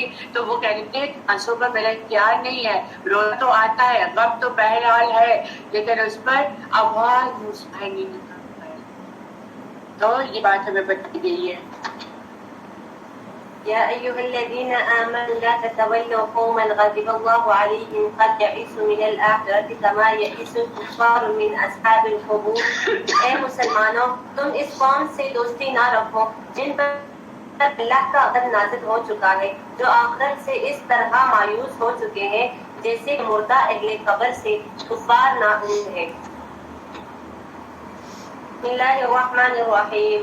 سبح لله ما في السماوات وما في الأرض وهو العزيز الحكيم. يا أيها الذين آمنوا لما تقولون ما لا تفعلون كبر مقتا عند الله أن تقولوا ما لا تفعلون. إن الله يحب الذين يقاتلون إنهم بنيان مرصوص. سبح للہ ما فی السماوات والارض وهو العزیز الحکیم. اللہ کی تسبیح کرتی ہے جو چیز آسمانوں میں ہے اور جو چیز زمین میں ہے، اور وہ بڑا زبردست خوب حکمت والا ہے. پھر یہاں پر پھر اس صورت میں اللہ کی تسبیح کا ذکر آ گیا. کیا خیال ہے؟ پڑھے. سبحان اللہ والحمد للہ ولا الہ الا اللہ واللہ اکبر ولا حول ولا قوة الا باللہ العلی العظیم. اس کی شان نزول میں آتا ہے کہ کچھ صحابہ آپس میں بیٹھ کہہ رہے تھے کہ اللہ کو جو سب سے زیادہ پسندیدہ عمل ہے وہ کیا ہے. وہ رسول اللہ صلی اللہ علیہ وسلم سے پوچھنے گئے کہ وہ ان پر عمل بھی کیا جا سکے، لیکن آپ کے پاس پوچھنے کی جرات کوئی نہیں کر رہا تھا. تو پھر اللہ سبحانہ وتعالیٰ نے یہ سورت نازل فرما دی.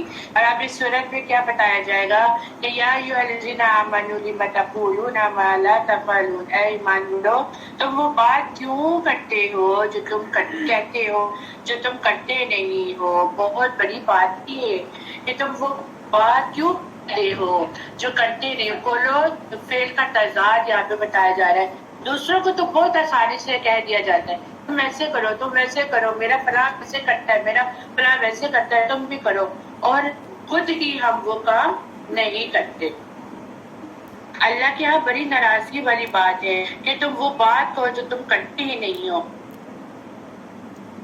اعتذار کے وقت یہ بات کی جا رہی ہے اور نبی کریم صلی اللہ علیہ وآلہ وسلم نے فرمایا میں نے معراج کی رات کچھ لوگوں کو دیکھا، وہ ان کے ہونٹ کاٹے جا رہے تھے.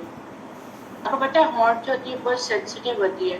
آج کل روزے رکھ رہے ہیں اور آپ دیکھتے ہیں کہ ہونٹ جو ہے وہ سوکھ جاتی ہے اور اس کو ذرا سے ڈانٹ کے ساتھ بھرو تو اس کو خون نکلنے آ جاتا ہے. کتنا سینسیٹیو جگہ ہے. اپنے بعد میں ٹھیک کرتے رہتے تو کہا گیا کہ یہ کون ہے. جبرائیل علیہ السلام سے پوچھا ہے جب صلی اللہ علیہ وسلم نے کہ یہ کیا ہے، تو کہتے ہیں یہ وہ امت کے وہ خطیم ہیں جو بات کہتے تھے اور وہ خود نہیں کرتے تھے. دوسروں کو کہتے تھے اور خود نہیں کرتے تھے، اوروں کو بتاتے تھے لیکن خود عمل نہیں کرتے تھے. نبی کریم صلی اللہ علیہ وآلہ وسلم نے فرمایا کہ ایک آدمی کو لایا جائے گا اور جہنم میں ڈال دیا جائے گا، پھر اس کی جائیں گی اور وہ اس کے ایسا چکر لگا رہا ہوگا جیسے گدھا چکی کی آیت چکر لگاتا ہے. اور جہنمی جو ہوں گے وہ اس کے آس پاس آ کے کھڑے ہو جائیں گے اور کہیں گے کہ تو تمہاری حالت کیوں ایسی ہوئی، کیا کہا، کیا ہوا. وہ کہے گا کہ میں نے تجھے اچھے کاموں کا کہتا تھا اور خود نہیں کرتا تھا، برے کاموں سے تمہیں روکتا تھا اور خود برے کام کرتا تھا تو بڑی سخت بات ہے، اور بڑی سخت بات ہے ہمارے لیے بھی کہ ہم لوگ دوسروں کو تو کہتے ہیں، کیا ہم اس پر کوئی عمل کرتے ہیں؟ کیا ہم ایسا کر کے دکھاتے ہیں؟ تبلیغ کرنا اور کہہ دینا بہت آسان ہوتا ہے، اس چیز سے ہم لوگ بہت ڈرتے ہیں کہ ہم لوگ دوسروں کو تو بتا لیں، کیا ہمارے اندر بھی کوئی عمل بات آئی ہے، اور اگر نہیں ہے کیا اس کا آزاد ہے، یہ پتہ چلتا ہے۔ پھر کیا کہا جا رہا ہے؟ ان اللہ يحب الذين يقاتلون في سبيله صفا كأنهم بنيان مرصوص، بے شک اللہ ان لوگوں کو پسند کرتا ہے جو اس کی راہ میں صفے سب پلائی ہوئی عمارت ہے۔ دیکھیں یہاں پہ صفوں کی بات آ گئی، صف بنانا بہت افضل ترین ہے، اور صف بنا کے نماز باجماعت پڑھنا، اور صف کے بیچ میں اگر آپ جگہ چھوڑیں گے تو وہاں پر شیطان حائل ہو جاتا ہے، اور شیطان حائل ہو کر پہ وسوسے ڈالتا ہے، اس لیے کہا جاتا ہے کہ صفوں کو بنایا جائے، کیونکہ قیامت کے دن بھی جنت میں بھی جب جنتیوں کو بھیجا جا رہا ہوگا نا تو صف بنا کر بھیجا جا رہا ہوگا، یہ نہیں کہا جا رہا ہوگا بس دروازہ کھلا تو گھس جاؤ، ایسے نہیں، قطار در قطار جا رہے ہوں گے۔ آپ دیکھیں تھوڑا سا اگر آپ غور کریں تو مغرب کا ٹائم قریب ہو ہے، مغرب کا ٹائم قریب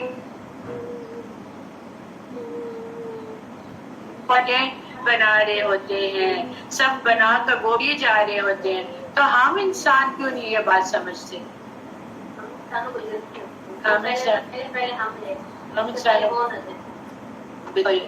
جب پرندوں کو اللہ تعالیٰ نے اتنا شعور اور عقل دے دی کہ وہ شام ہوتے ہی وہ اپنے آپ کو صفوں میں باندھ کر اپنے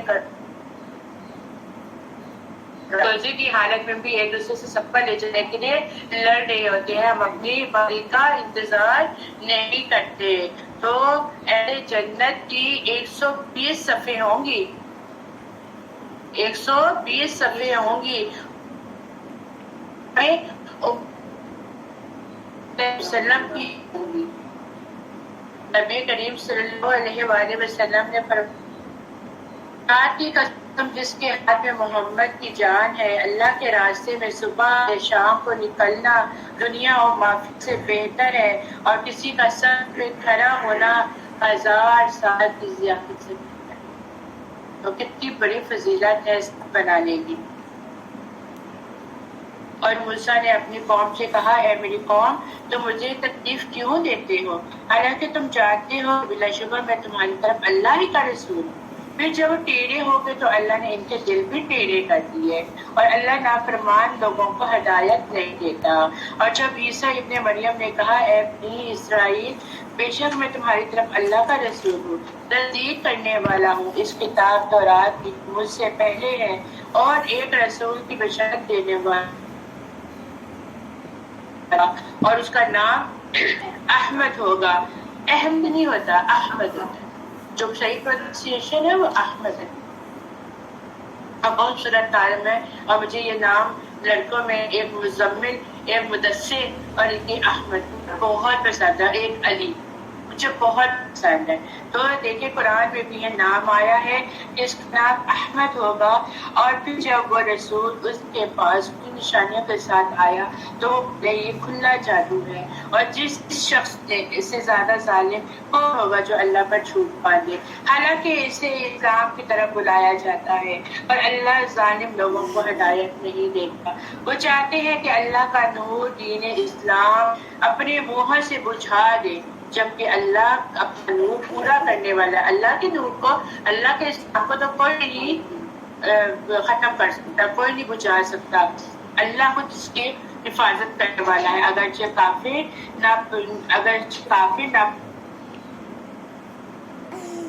ہدایت اور دین حق کے ساتھ بھیجا تاکہ وہ اس تمام دینوں پر غالب کرے، اگرچہ مشرک ناپسند ہی کرے۔ اے ایمان والو کیا میں تمہیں ایسی تجارت بتاؤں جو تمہیں دردناک عذاب سے نجات دے؟ اور وہ تجارت کیا ہے کہ تم اللہ اور اس کے رسول پر ایمان لاؤ، اور اللہ کی راہ میں جہاد کرو اپنے مالوں اور اپنی جانوں کے ساتھ، یہ تمہارے لیے بہت بہتر ہے اگر تم علم رکھتے ہو۔ يغفر لكم ذنوبكم ويدخلكم جنات تجري من تحتها الأنهار ومساكن طيبة في جنات عدن ذلك الفوز العظیم. وہ اللہ تمہارے گناہ کو بخش دے گا، تمہیں ایسی جنتوں میں داخل کرے گا جن کے نیچے نہریں جاری ہوں گی، اور پاکیزہ محلات میں جو ہمیشہ رہنے والی جنتوں میں ہے. یہ ہے عظیم کامیابی اور ایک اور نعمت جسے تم پسند کرتے ہو. اللہ کی طرف سے مدد اور فتح قریب ہے. اور مومنوں کو بشارت دے دیجیے، اے ایمان والو تم اللہ کے مددگار ہی ہو جاؤ، جیسے عیسیٰ ابن مریم نے حواریوں سے کہا تھا کہ اللہ کی راہ میں میرا مددگار کون ہے؟ حواریوں نے کہا ہم اللہ کے مددگار ہیں. تو بنی اسرائیل میں سے ایک گروہ ایمان لایا اور دوسرے گروہ نے کفر کر لیا. ہم نے ان لوگوں کو جو ایمان لائے ان کے دشمنوں پر قوت دی اور وہ غالب آ گئے. سورۃ الجمعہ. بسم الله الرحمن الرحيم يسبح لله ما في السماوات والأرض الحكيم هو الذي بعث في الأميين رسولا منهم يتلو عليهم آياته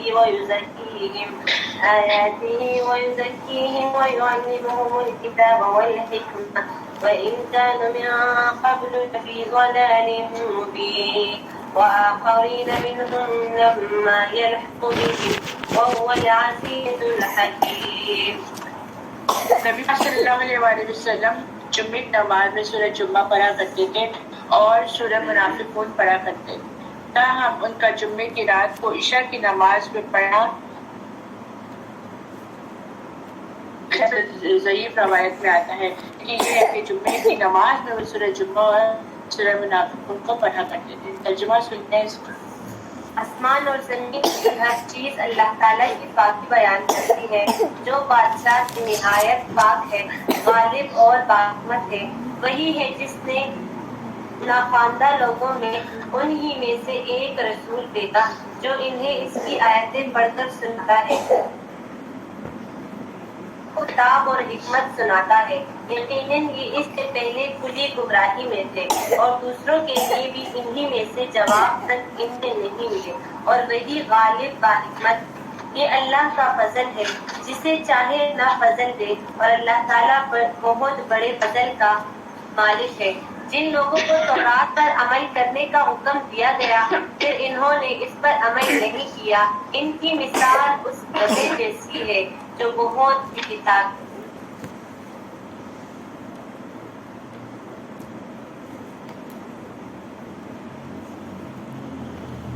کہ وہ اس طرح مرضی سامان لائے تو جو وہ کرتا جاتا ہے. تو انسانوں کا بھی یہی حال ہے کہ جب ان کو کتاب تورات دی گئی اور انہوں نے اس کو نہیں پڑھا اور بس رکھ کے بس اس پر ان کو مثال دے دی گئی کہ یہ بھی گدھے جیسے ہیں، کہ وہ اس لیتے نہیں ہیں اور اس پر اثر نہیں ہوتا اور اللہ کی آیات کو جھٹلاتے بھی ہیں. تو یہ ظالم قوم ہے جو ہدایت نہیں لے سکتے. اللہ ایسے ظالموں کو قل یا ایھا الذین حادوا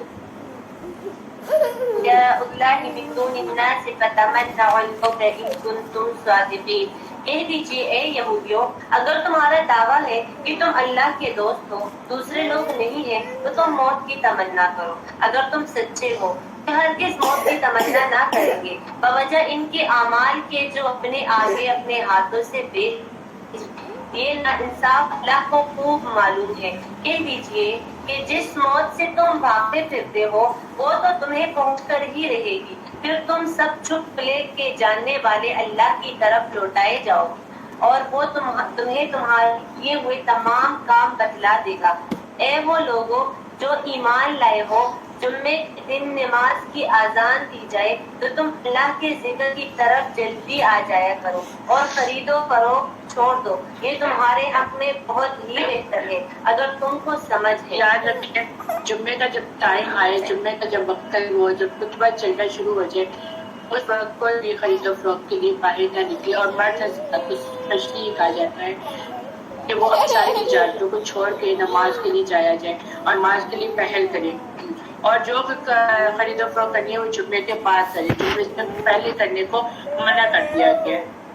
پھر جب نماز ہو چکے تو زمین میں پھیل جاؤ اور اللہ کا فضل تلاش کرو اور بکثرت اللہ کا ذکر کیا کرو تاکہ تم فلاح پالو. اور جب کوئی سودا بکتا دیکھے یا کوئی تماشا نظر آ جائے تو اس کی طرف دوڑے جاتے ہیں اور آپ کو کھڑا ہی چھوڑ دیتے ہیں آپ کے پیچھے کہ اللہ کے پاس جو ہے وہ کھیل اور تجارت سے بہتر ہے اور اللہ تعالیٰ بہترین روزی رساں.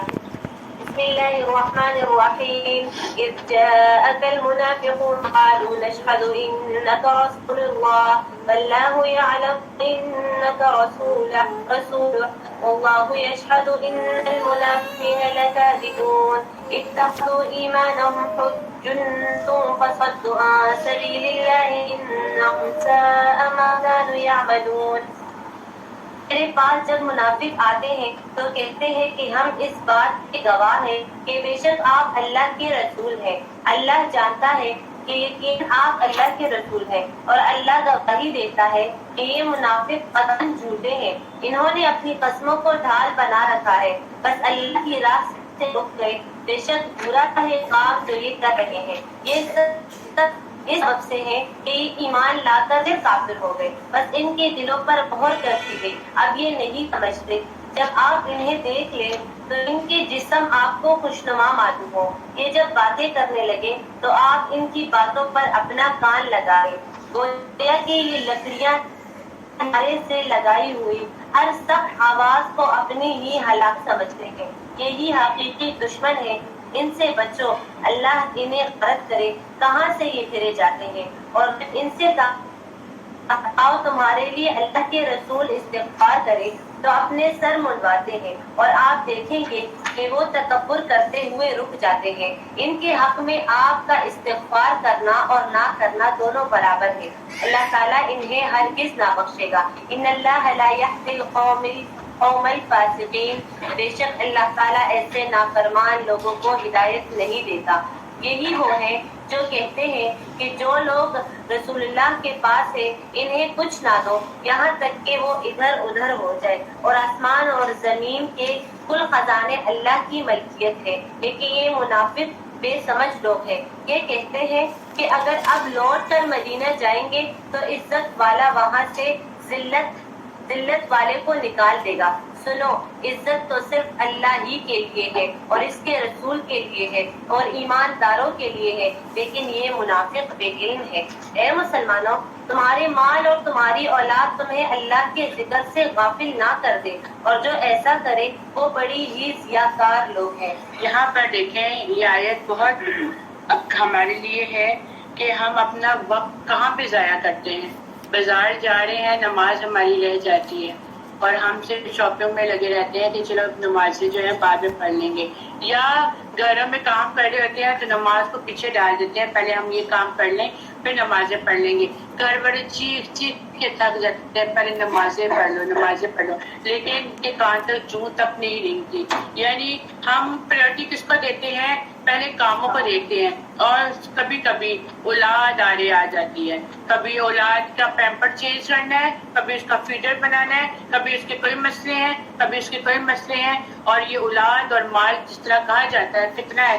تو یہی دونوں فتنے جو ہیں اسی طرح اللہ کے ذکر سے انسان کو غافل کر دیتے ہیں. تو کہا جاتا ہے ہر چیز کو ایک اپنی جگہ پہ رکھتے ہوئے یہ جہاں پر نماز اور اللہ کا ذکر کا ٹائم آتا ہے وہاں پہ گھروں کے کاموں کو بھی تھوڑی دیر کے لیے چھوڑ دو.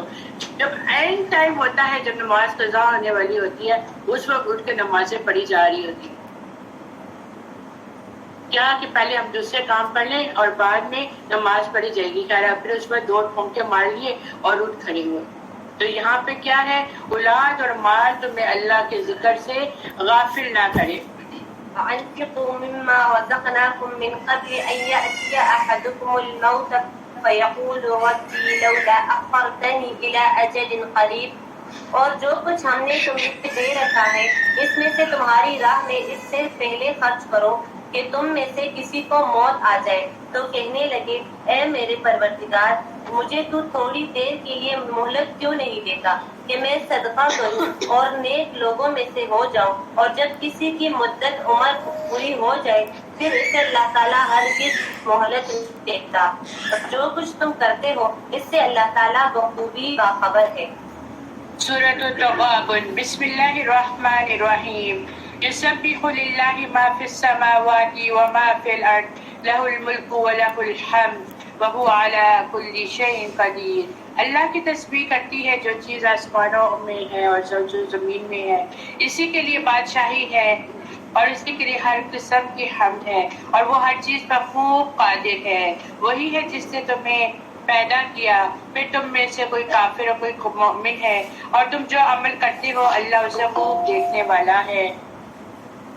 اس نے آسمانوں اور زمین کو حق کے ساتھ پیدا کیا ہے، تمہاری صورت دی ہے اور تمہیں تمہاری صورتیں بہت اچھی بنائی ہیں، اور اسی کی طرف لوٹ کر جانا ہے۔ تمہاری شکل و صورت، تمہاری قد، تمہاری ہاتھ پاؤں، تمہارے خد و خال، تمہارے بال، آنکھیں، یہ سب پیدا کرنے والا اللہ سبحانہ و تعالیٰ ہی ہے۔ اللہ تعالیٰ سورۃ المؤمن میں بھی فرماتے ہیں اللہ نے تمہاری صورتیں بنائی ہیں اور بہت اچھی بنائی ہیں، اور تمہیں عمدہ عمدہ چیزیں کھانے کو بھی عطا کی ہیں۔ یعلم ما فی السماوات والارض ویعلم ما تسرون وما تعلنون۔ وہ جانتا ہے جو کچھ آسمانوں میں ہے اور جو کچھ زمین میں ہے، اور وہ جانتا ہے جو کچھ تم چھپاتے ہو تم ظاہر کرتے ہو، اور اللہ سینوں کے راز خوب جانتا ہے۔ أَلَمْ يَأْتِكُمْ نَبَأُ الَّذِينَ كَفَرُوا مِن قَبْلُ فَذَاقُوا وَبَالَ أَمْرِهِمْ وَلَهُمْ عَذَابٌ أَلِيمٌ۔ کیا تمہارے پاس ان لوگوں کی خبر نہیں آئی جنہوں نے اس سے پہلے کفر کیا، پھر انہوں نے اپنے معاملے میں عملوں کا وبال چکھا، اور ان کے لیے نہایت دردناک عذاب ہے۔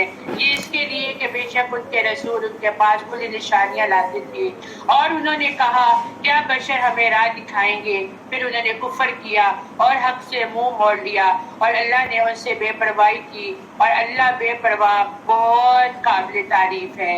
جو اللہ کے ساتھ بے پرواہی کرتا ہے تو اللہ تعالیٰ بھی ان کے لیے بے پرواہ ہو جاتا ہے۔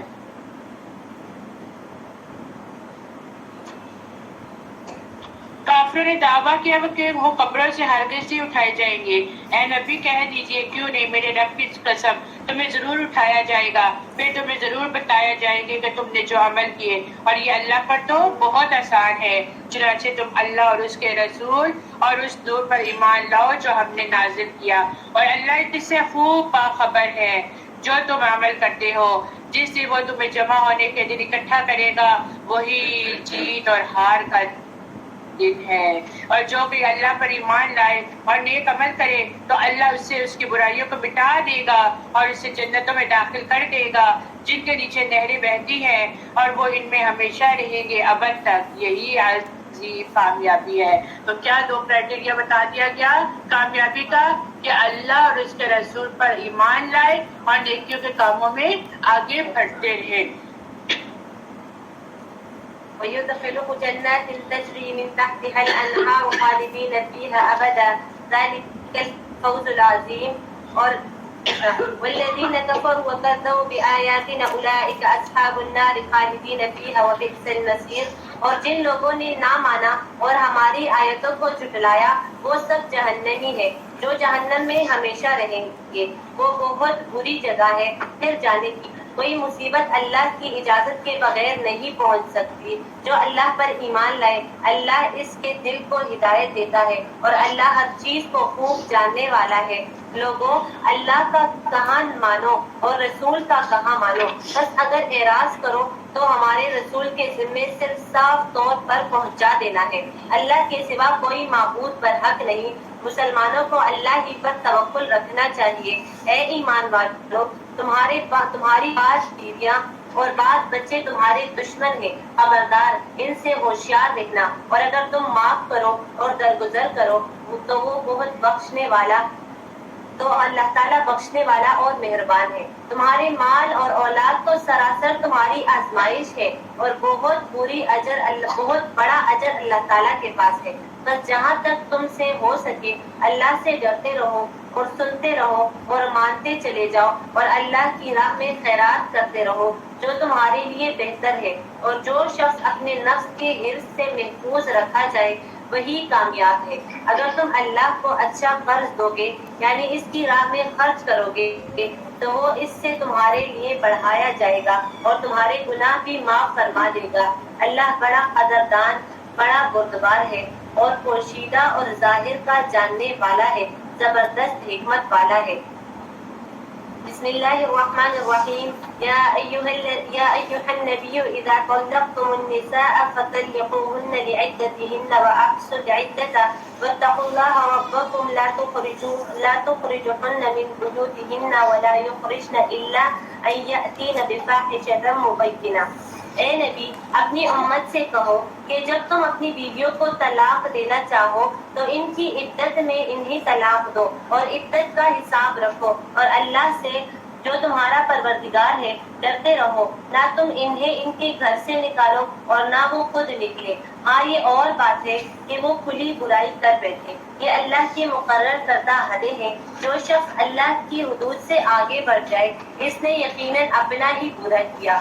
تم نہیں جانتے شاید اس کے بعد اللہ تعالیٰ کوئی نئی بات پیدا کر دے، بس جب یہ عورتیں اپنی عدت پوری کرنے کے قریب پہنچ جائے تو انہیں یا تو باقاعدگی کے مطابق اپنے نکاح میں رہنے دو یا دستور کے مطابق انہیں الگ کر دو، اور آپس میں سے دو عادل شخصوں کو گواہ بنا لو اور اللہ کی رضامندی کے لیے ٹھیک ٹھاک گواہی دو۔ یہی ہے وہ جس کی نصیحت اسے کی جاتی ہے اور اللہ پر اور قیامت کے دن پر ایمان رکھتا ہو، اور جو شخص اللہ سے ڈرتا ہے اللہ اس کے لیے چھٹکارے کی شکل نکال دیتا ہے اور اسے اسی جگہ سے روزی دیتا ہے جس کا اسے گمان بھی نہ ہو، اور جو شخص اللہ پر توکل کرے گا اللہ اسے کافی ہے۔ اللہ تعالیٰ اپنا کام پورا کر کے ہی رہے گا۔ اللہ تعالیٰ نے ہر چیز کا ایک اندازہ مقرر کر رکھا ہے۔ تمہاری عورتوں میں سے جو عورتیں حیض سے نا امید ہو گئی ہو، اگر تمہیں شبہ ہو تو ان کی عدت 3 مہینے ہے، اور اگر کبھی بھی اور وہ عورتیں جنہیں ابھی حیض آنا شروع ہی نہ ہوا ہو، اور حاملہ عورتوں کی عدت ان کے بچے کا پیدا ہو جانا ہے، اور جو شخص اللہ سے ڈرے گا اللہ اس کے ہر کام میں آسانی کر دے گا۔ اب یہاں پہ دیکھیے بتایا جا رہا ہے کہ جن کو حیض نہیں آتے اور جن کو حیض آتے ہیں تو ان کے بارے میں بتایا جا رہا ہے کہ 3 ماہ تک جو ہے وہ عدت کا ٹائم ہوتا ہے، اور 3 ماہ جب حیض کے گزر جائے تو عدت کا کمپلیٹ ہونا ہو جاتا ہے۔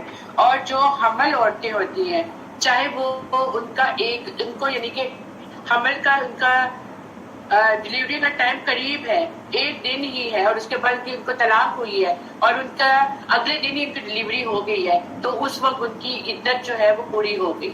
یعنی کہ جو حاملہ عورتیں ہوتی ہیں ان کی عدت کا ٹائم ان کی ڈلیوری کے ٹائم کے ساتھ میچ ہوتا ہے، جہاں پہ ان کی ڈلیوری ہو جاتی ہے وہاں پہ ان کی عدت جو ہے وہ کمپلیٹ ہو جاتی ہے۔ ذالک امر اللہ انزلہ الیکم، یہ اللہ کا حکم ہے جو اس نے تمہارے پاس بھیجا ہے، اور جو شخص اللہ سے ڈرے گا اللہ اس کے گناہ معاف فرما دے گا اور اسے بڑا باری اجر دے گا۔ تم اپنی طاقت کے مطابق جہاں تم رہتے ہو وہاں ان طلاق والی عورتوں کو رکھو، انہیں تنگ کرنے کی تکلیف نہ پہنچاؤ، اور اگر وہ حمل سے ہو تو جب تک بچہ پیدا ہو لے انہیں خرچ دیتے رہا کرو، پھر اگر تمہارے کہنے سے وہی دودھ پلائے تو تم انہیں ان کی اجرت دو اور باہم مناسب طور پر مشورہ کر دیا کرو، اور اگر تم آپس میں کشمکش کرو تو اس کے کہنے سے کوئی اور دودھ پلائے گی۔ یہ طریقہ بتایا جا رہا ہے، زندگی کے اصول بتائے جا رہے ہیں۔ ہمارے معاشرے میں کیا ہے کہ ہر طلاق دے دی جاتی ہے، اور اگر عورت حاملہ بھی ہو تو کیا ہے اس کو گھر سے نکال دیا جاتا ہے۔ تو یہاں پہ طریقہ بتا دیا گیا کہ ان کو اپنے گھروں میں رکھو اور ان کا نام دفقہ ان کو دیتے رہو، اور پھر وہ اگر بچہ پیدا بھی کر دیتی ہے تو ان کا نام رکھنے کی ذمہ داری بھی تمہارے پر ہے۔ لیکن اگر ایسی صورت میں ہے کہ اگر دونوں میاں بیوی رضامندی چاہتے ہیں کہ وہ دودھ نہ پلائیں تو وہ کسی اور کو بھی آپس کی باہم مشورے سے وہ کسی اور کو بھی ایک دائی کو رکھ سکتے ہیں جو اس کو دودھ پلا دے۔ لِيُنْفِقْ ذُو سَعَةٍ مِّن سَعَتِهِ، کشادگی والے کو اپنی کشادگی سے خرچ کرنا چاہیے، اور جس پر اس کی رزق کی تنگی کی گئی ہو اسے چاہیے کہ جو کچھ اللہ تعالیٰ نے اسے دے رکھا ہے اس میں سے اپنی حسب حیثیت دے. کسی شخص کو اللہ تعالیٰ تکلیف نہیں دیتا مگر اتنی ہی جتنی طاقت اسے دے رکھی ہے. اللہ تعالیٰ تنگی کے بعد آسانی فراغت بھی کر دے گا. اور بہت سی بستیوں والوں نے اپنے رب کے حکم سے اور اس کے رسولوں سے سرتابی کی تو ہم نے بھی ان سے سخت حساب کیا اور اندیکھی آفت ان پر آ ڈالی. بس انہوں نے اپنے کرتوتوں کا مزہ چکھ لیا اور انجام کار ان کا خسارہ ہی ہوا. ان کے لیے اللہ تعالیٰ نے سخت عذاب تیار کر رکھا ہے. بس اللہ سے ڈرو اے عقل مندوں ایمان والوں. یقیناً اللہ نے تمہاری طرف نصیحت بھیج دی ہے یعنی رسول جو تمہیں اللہ کے صاف صاف احکام پر سناتے ہیں تاکہ ان لوگوں کو جو ایمان لائے اور نیک عمل کرے وہ تاریکیوں سے روشنی کی طرف لے آئے. اور جو شخص اللہ پر ایمان لائے اور نیک عمل کرے اللہ ایسے جنتوں میں داخل کرے گا جس کے نیچے نہریں جاری ہیں جن میں یہ ہمیشہ ہمیشہ رہیں گے. بے شک اللہ نے اسے بہت بہترین روزی دے رکھی ہے. اللہ وہ ہے جس نے 7 آسمان بنائے اور اسی کے مثل زمینیں بھی. اس کا حکم ان کے درمیان اترتا ہے کہ تم جان لو کہ اللہ ہر چیز پر قادر ہے اور اللہ تعالیٰ نے ہر چیز کو باعتبار علم گھیر رکھا ہے. بسم اللہ الرحمن الرحیم. یا ایہا النبی لما تحرم ما احل اللہ لک. اے نبی آپ حرام کیوں ٹھہراتے ہیں جو اللہ نے آپ کے لیے حلال کیا ہے. آپ اپنی بیویوں کی رضامندی چاہتے ہیں اور اللہ خوب بخشنے والا اور رحم کرنے والا ہے. تحقیق اللہ نے تمہارے لیے کوئی ناجائز قسمیں کھولنا توڑنا فرض کر دیا ہے. قسمیں کھولنا اور توڑنا فرض کر دیا ہے اور اللہ تمہارا مولا ہے اور وہ خوب جاننے والا ہے خوب حکمت والا ہے. اور جب نبی نے اپنی بیویوں سے کسی ایک سے ایک بات چھپا کر کہی پھر جب اس نے دوسری کو وہ بتا دی اور اللہ نے وہ گفتگو اس نبی پر ظاہر کر دی تو اس نے اس میں سے کچھ اس بیوی کو بتائی اور کچھ ٹال دی. یعنی یہاں پر تھوڑی سی بات ہے کہ پوشیدہ بات شہد کو یا ماریا کو حرام کرنے والی بات کی جو آپ صلی اللہ علیہ وسلم نے حضرت حفصہ سے کی تھی. حضرت حفصہ نے وہ بات حضرت عائشہ کو جا کر بتا دی. یعنی حفصہ کو بتا دیا کہ تم نے میرا راز فاش کر دیا ہے. تاہم اپنی عظمت کے پیش نظر ساری بات بتانے سے اعراض فرمایا. جب نبی کریم صلی اللہ علیہ وآلہ وسلم نے حفصہ کو بتایا کہ تم نے میرا راز ظاہر کر دیا ہے تو وہ حیران ہوئی کیونکہ انہوں نے تو حضرت عائشہ کے علاوہ کسی کو بھی یہ بات نہیں بتائی تھی اور عائشہ سے انہیں یہ توقع نہیں تھی کہ وہ آپ کو بتلا دیں گی کیونکہ وہ شریک معاملہ تھی. اور اس سے پھر ہمیں معلوم ہوا کہ قرآن کے علاوہ بھی آپ پر وحی کا نزول ہوتا تھا. اور پھر جب اس نبی نے اس سے وہ بات بتائی تو وہ کہنے لگی آپ کو کس نے بتائی. اس نبی نے فرمایا مجھے خوب جاننے والے خوب باخبر اللہ نے خبر دے دی. یعنی کہ اللہ نے نبی پاک صلی اللہ علیہ وسلم پر وحی نازل کر دی تھی. اور اگر تم دونوں اللہ سے توبہ کرتی ہو تو بہتر ہے بس تمہارے دل حق سے ہٹ گئے ہیں. اور اگر تم دونوں اس نبی کے خلاف ایک دوسرے کی مدد کرو گی تو اللہ خود اس کا مددگار ہے اور جبرائیل اور تمام نیک مومن اور اس کے علاوہ تمام فرشتے بھی مددگار ہیں. یعنی اب اس کا مطلب یہ تھا کہ ان کا ایسی چیز کا پسند کرنا جو نبی پاک صلی اللہ علیہ وسلم کے لیے ناگوار تھی. اب نبی کریم کے مقابلے میں تم یا تو جتنا بندی کر لو یا تو تم نبی کا کچھ بگاڑ ہی نہیں سکتی. اس لیے کہ نبی کا مددگار تو اللہ تعالیٰ ہے اور مومنین ہیں اور فرشتے ہیں. یہ تنبیہ کے طور پر ازواج مطہرات کو کہا جا رہا ہے کہ اللہ تعالیٰ اپنے پیغمبر کو تم سے بھی بہتر بیویاں عطا کر سکتا ہے. اور پھر کیا اس لیے کہا جاتا ہے خامن سے واپس جب وہ خامن سے واپس لوٹ آتی ہیں پھر اسی طرح بے خامد رہ جاتی ہیں جیسے پہلے تھی. اور پھر اس پہ کہا گیا کہ عسى ربه ان طلقن ان يبدله ازواجا خيرا منكن مسلمات مؤمنات قانتات تائبات عابدات سائحات سیبات ابکارا. اگر وہ نبی تمہیں طلاق دے دے تو جس کا رب اس کو تم سے بھی بیٹیاں دے سکتا ہے اور مسلمان مومن فرما بردار توبہ کرنے والی اور شوہر دیدہ اور بڑی عورتیں اللہ دے سکتا ہے۔ اے ایمان والو، تم خود کو اور اپنے اہل عیال کو اس آگ سے بچاؤ جس کا ایندھن لوگ اور پتھر ہے، اور اس پر تند مزاج اور سخت گیر فرشتے مقرر ہیں، اور اللہ انہیں جو حکم دے گا وہ ان کی نافرمانی نہیں کرتے، اور وہی کرتے ہیں جنہیں حکم دیا جاتا ہے۔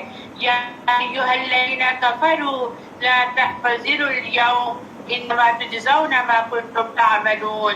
اے کفر کرنے والو، تم آئش نہ کرو، یقینا تمہیں وہی بدلہ دیا جائے گا جو عمل کرتے تھے۔ اے ایمان والو، تم اللہ کے حضور خالص توبہ کر لو، شاید تمہارا رب تم سے تمہاری برائیوں کو دور کر دے اور تم ایسی جنتوں میں داخل کر دے جس کے نیچے نہریں جاری ہیں۔ اس دن جب اللہ نبی کو اور اس کے ساتھ ایمان لانے والوں کو رسوا نہیں کرے گا، ان کا نور ان کے آگے اپنے دائیں دوڑتا ہوگا اور وہ کہیں گے ربنا اتمم لنا نورنا واغفر لنا انک علی کل شیء قدیر۔ اے ہمارے اب ہمارے لیے ہمارا نور پورا کر اور ہماری مغفرت فرما، اور بے شک تو ہر چیز پر خوب قادر ہے۔ یا ایھا النبی جاہد الکفار والمنافقین، اے نبی کفار منافقین سے جہاد کیجیے اور ان پر سختی کیجیے، اور ان کا ٹھکانہ جہنم ہے اور وہ بہت برا ٹھکانہ ہے۔ کفر کرنے والوں کے لیے اللہ نے مثال بیان فرما دی نوح کی بیوی، لوط کی بیوی کی، دونوں ہمارے وہ نیک بندوں کی بہن نکاح میں تھی، تو ان دونوں عورتوں نے ان کی خیانت کی۔ پھر وہ دونوں رسول ان دونوں عورتوں کو اللہ کے عذاب سے بچانے میں کچھ کام نہ آئے، اور ان سے کہا گیا تم دونوں دوزخ میں داخل ہو جاؤ داخل ہونے والوں کے ساتھ۔ اور اللہ نے اہل ایمان کے لیے فرعون کی بیوی کی مثال عطا کی جب اس نے کہا رب ابنی لی عندک بیت فی الجنہ، اے میرے رب میرے لیے اپنے ہاں جنت میں گھر بنا، اور مجھے فرعون اور اس کے عمل اس کے شر سے نجات دے، اور مجھے ظالم قوم سے نجات دے۔ اور مثال بیان فرمائی مریم بنت عمران کی، جس نے اپنی عصمت کی حفاظت کی، تو ہم نے اس کے گریبان میں اپنی روح پھونکی، اور اس نے اپنے رب کی کلمات اور اس کی کتابوں کی تصدیق کی، اور وہ فرما برداروں میں سے تھی۔ وآخر دعوانا الحمد للہ رب العالمین۔ سبحان ربک رب العزة عما یصفون وسلام علی المرسلین والحمد للہ رب العالمین۔ سبحانک اللہم وبحمدک نشہد ان لا الہ الا انت ونستغفرک ونتوب الیک۔ السلام علیکم ورحمۃ اللہ وبرکاتہ۔ وعلیکم السلام۔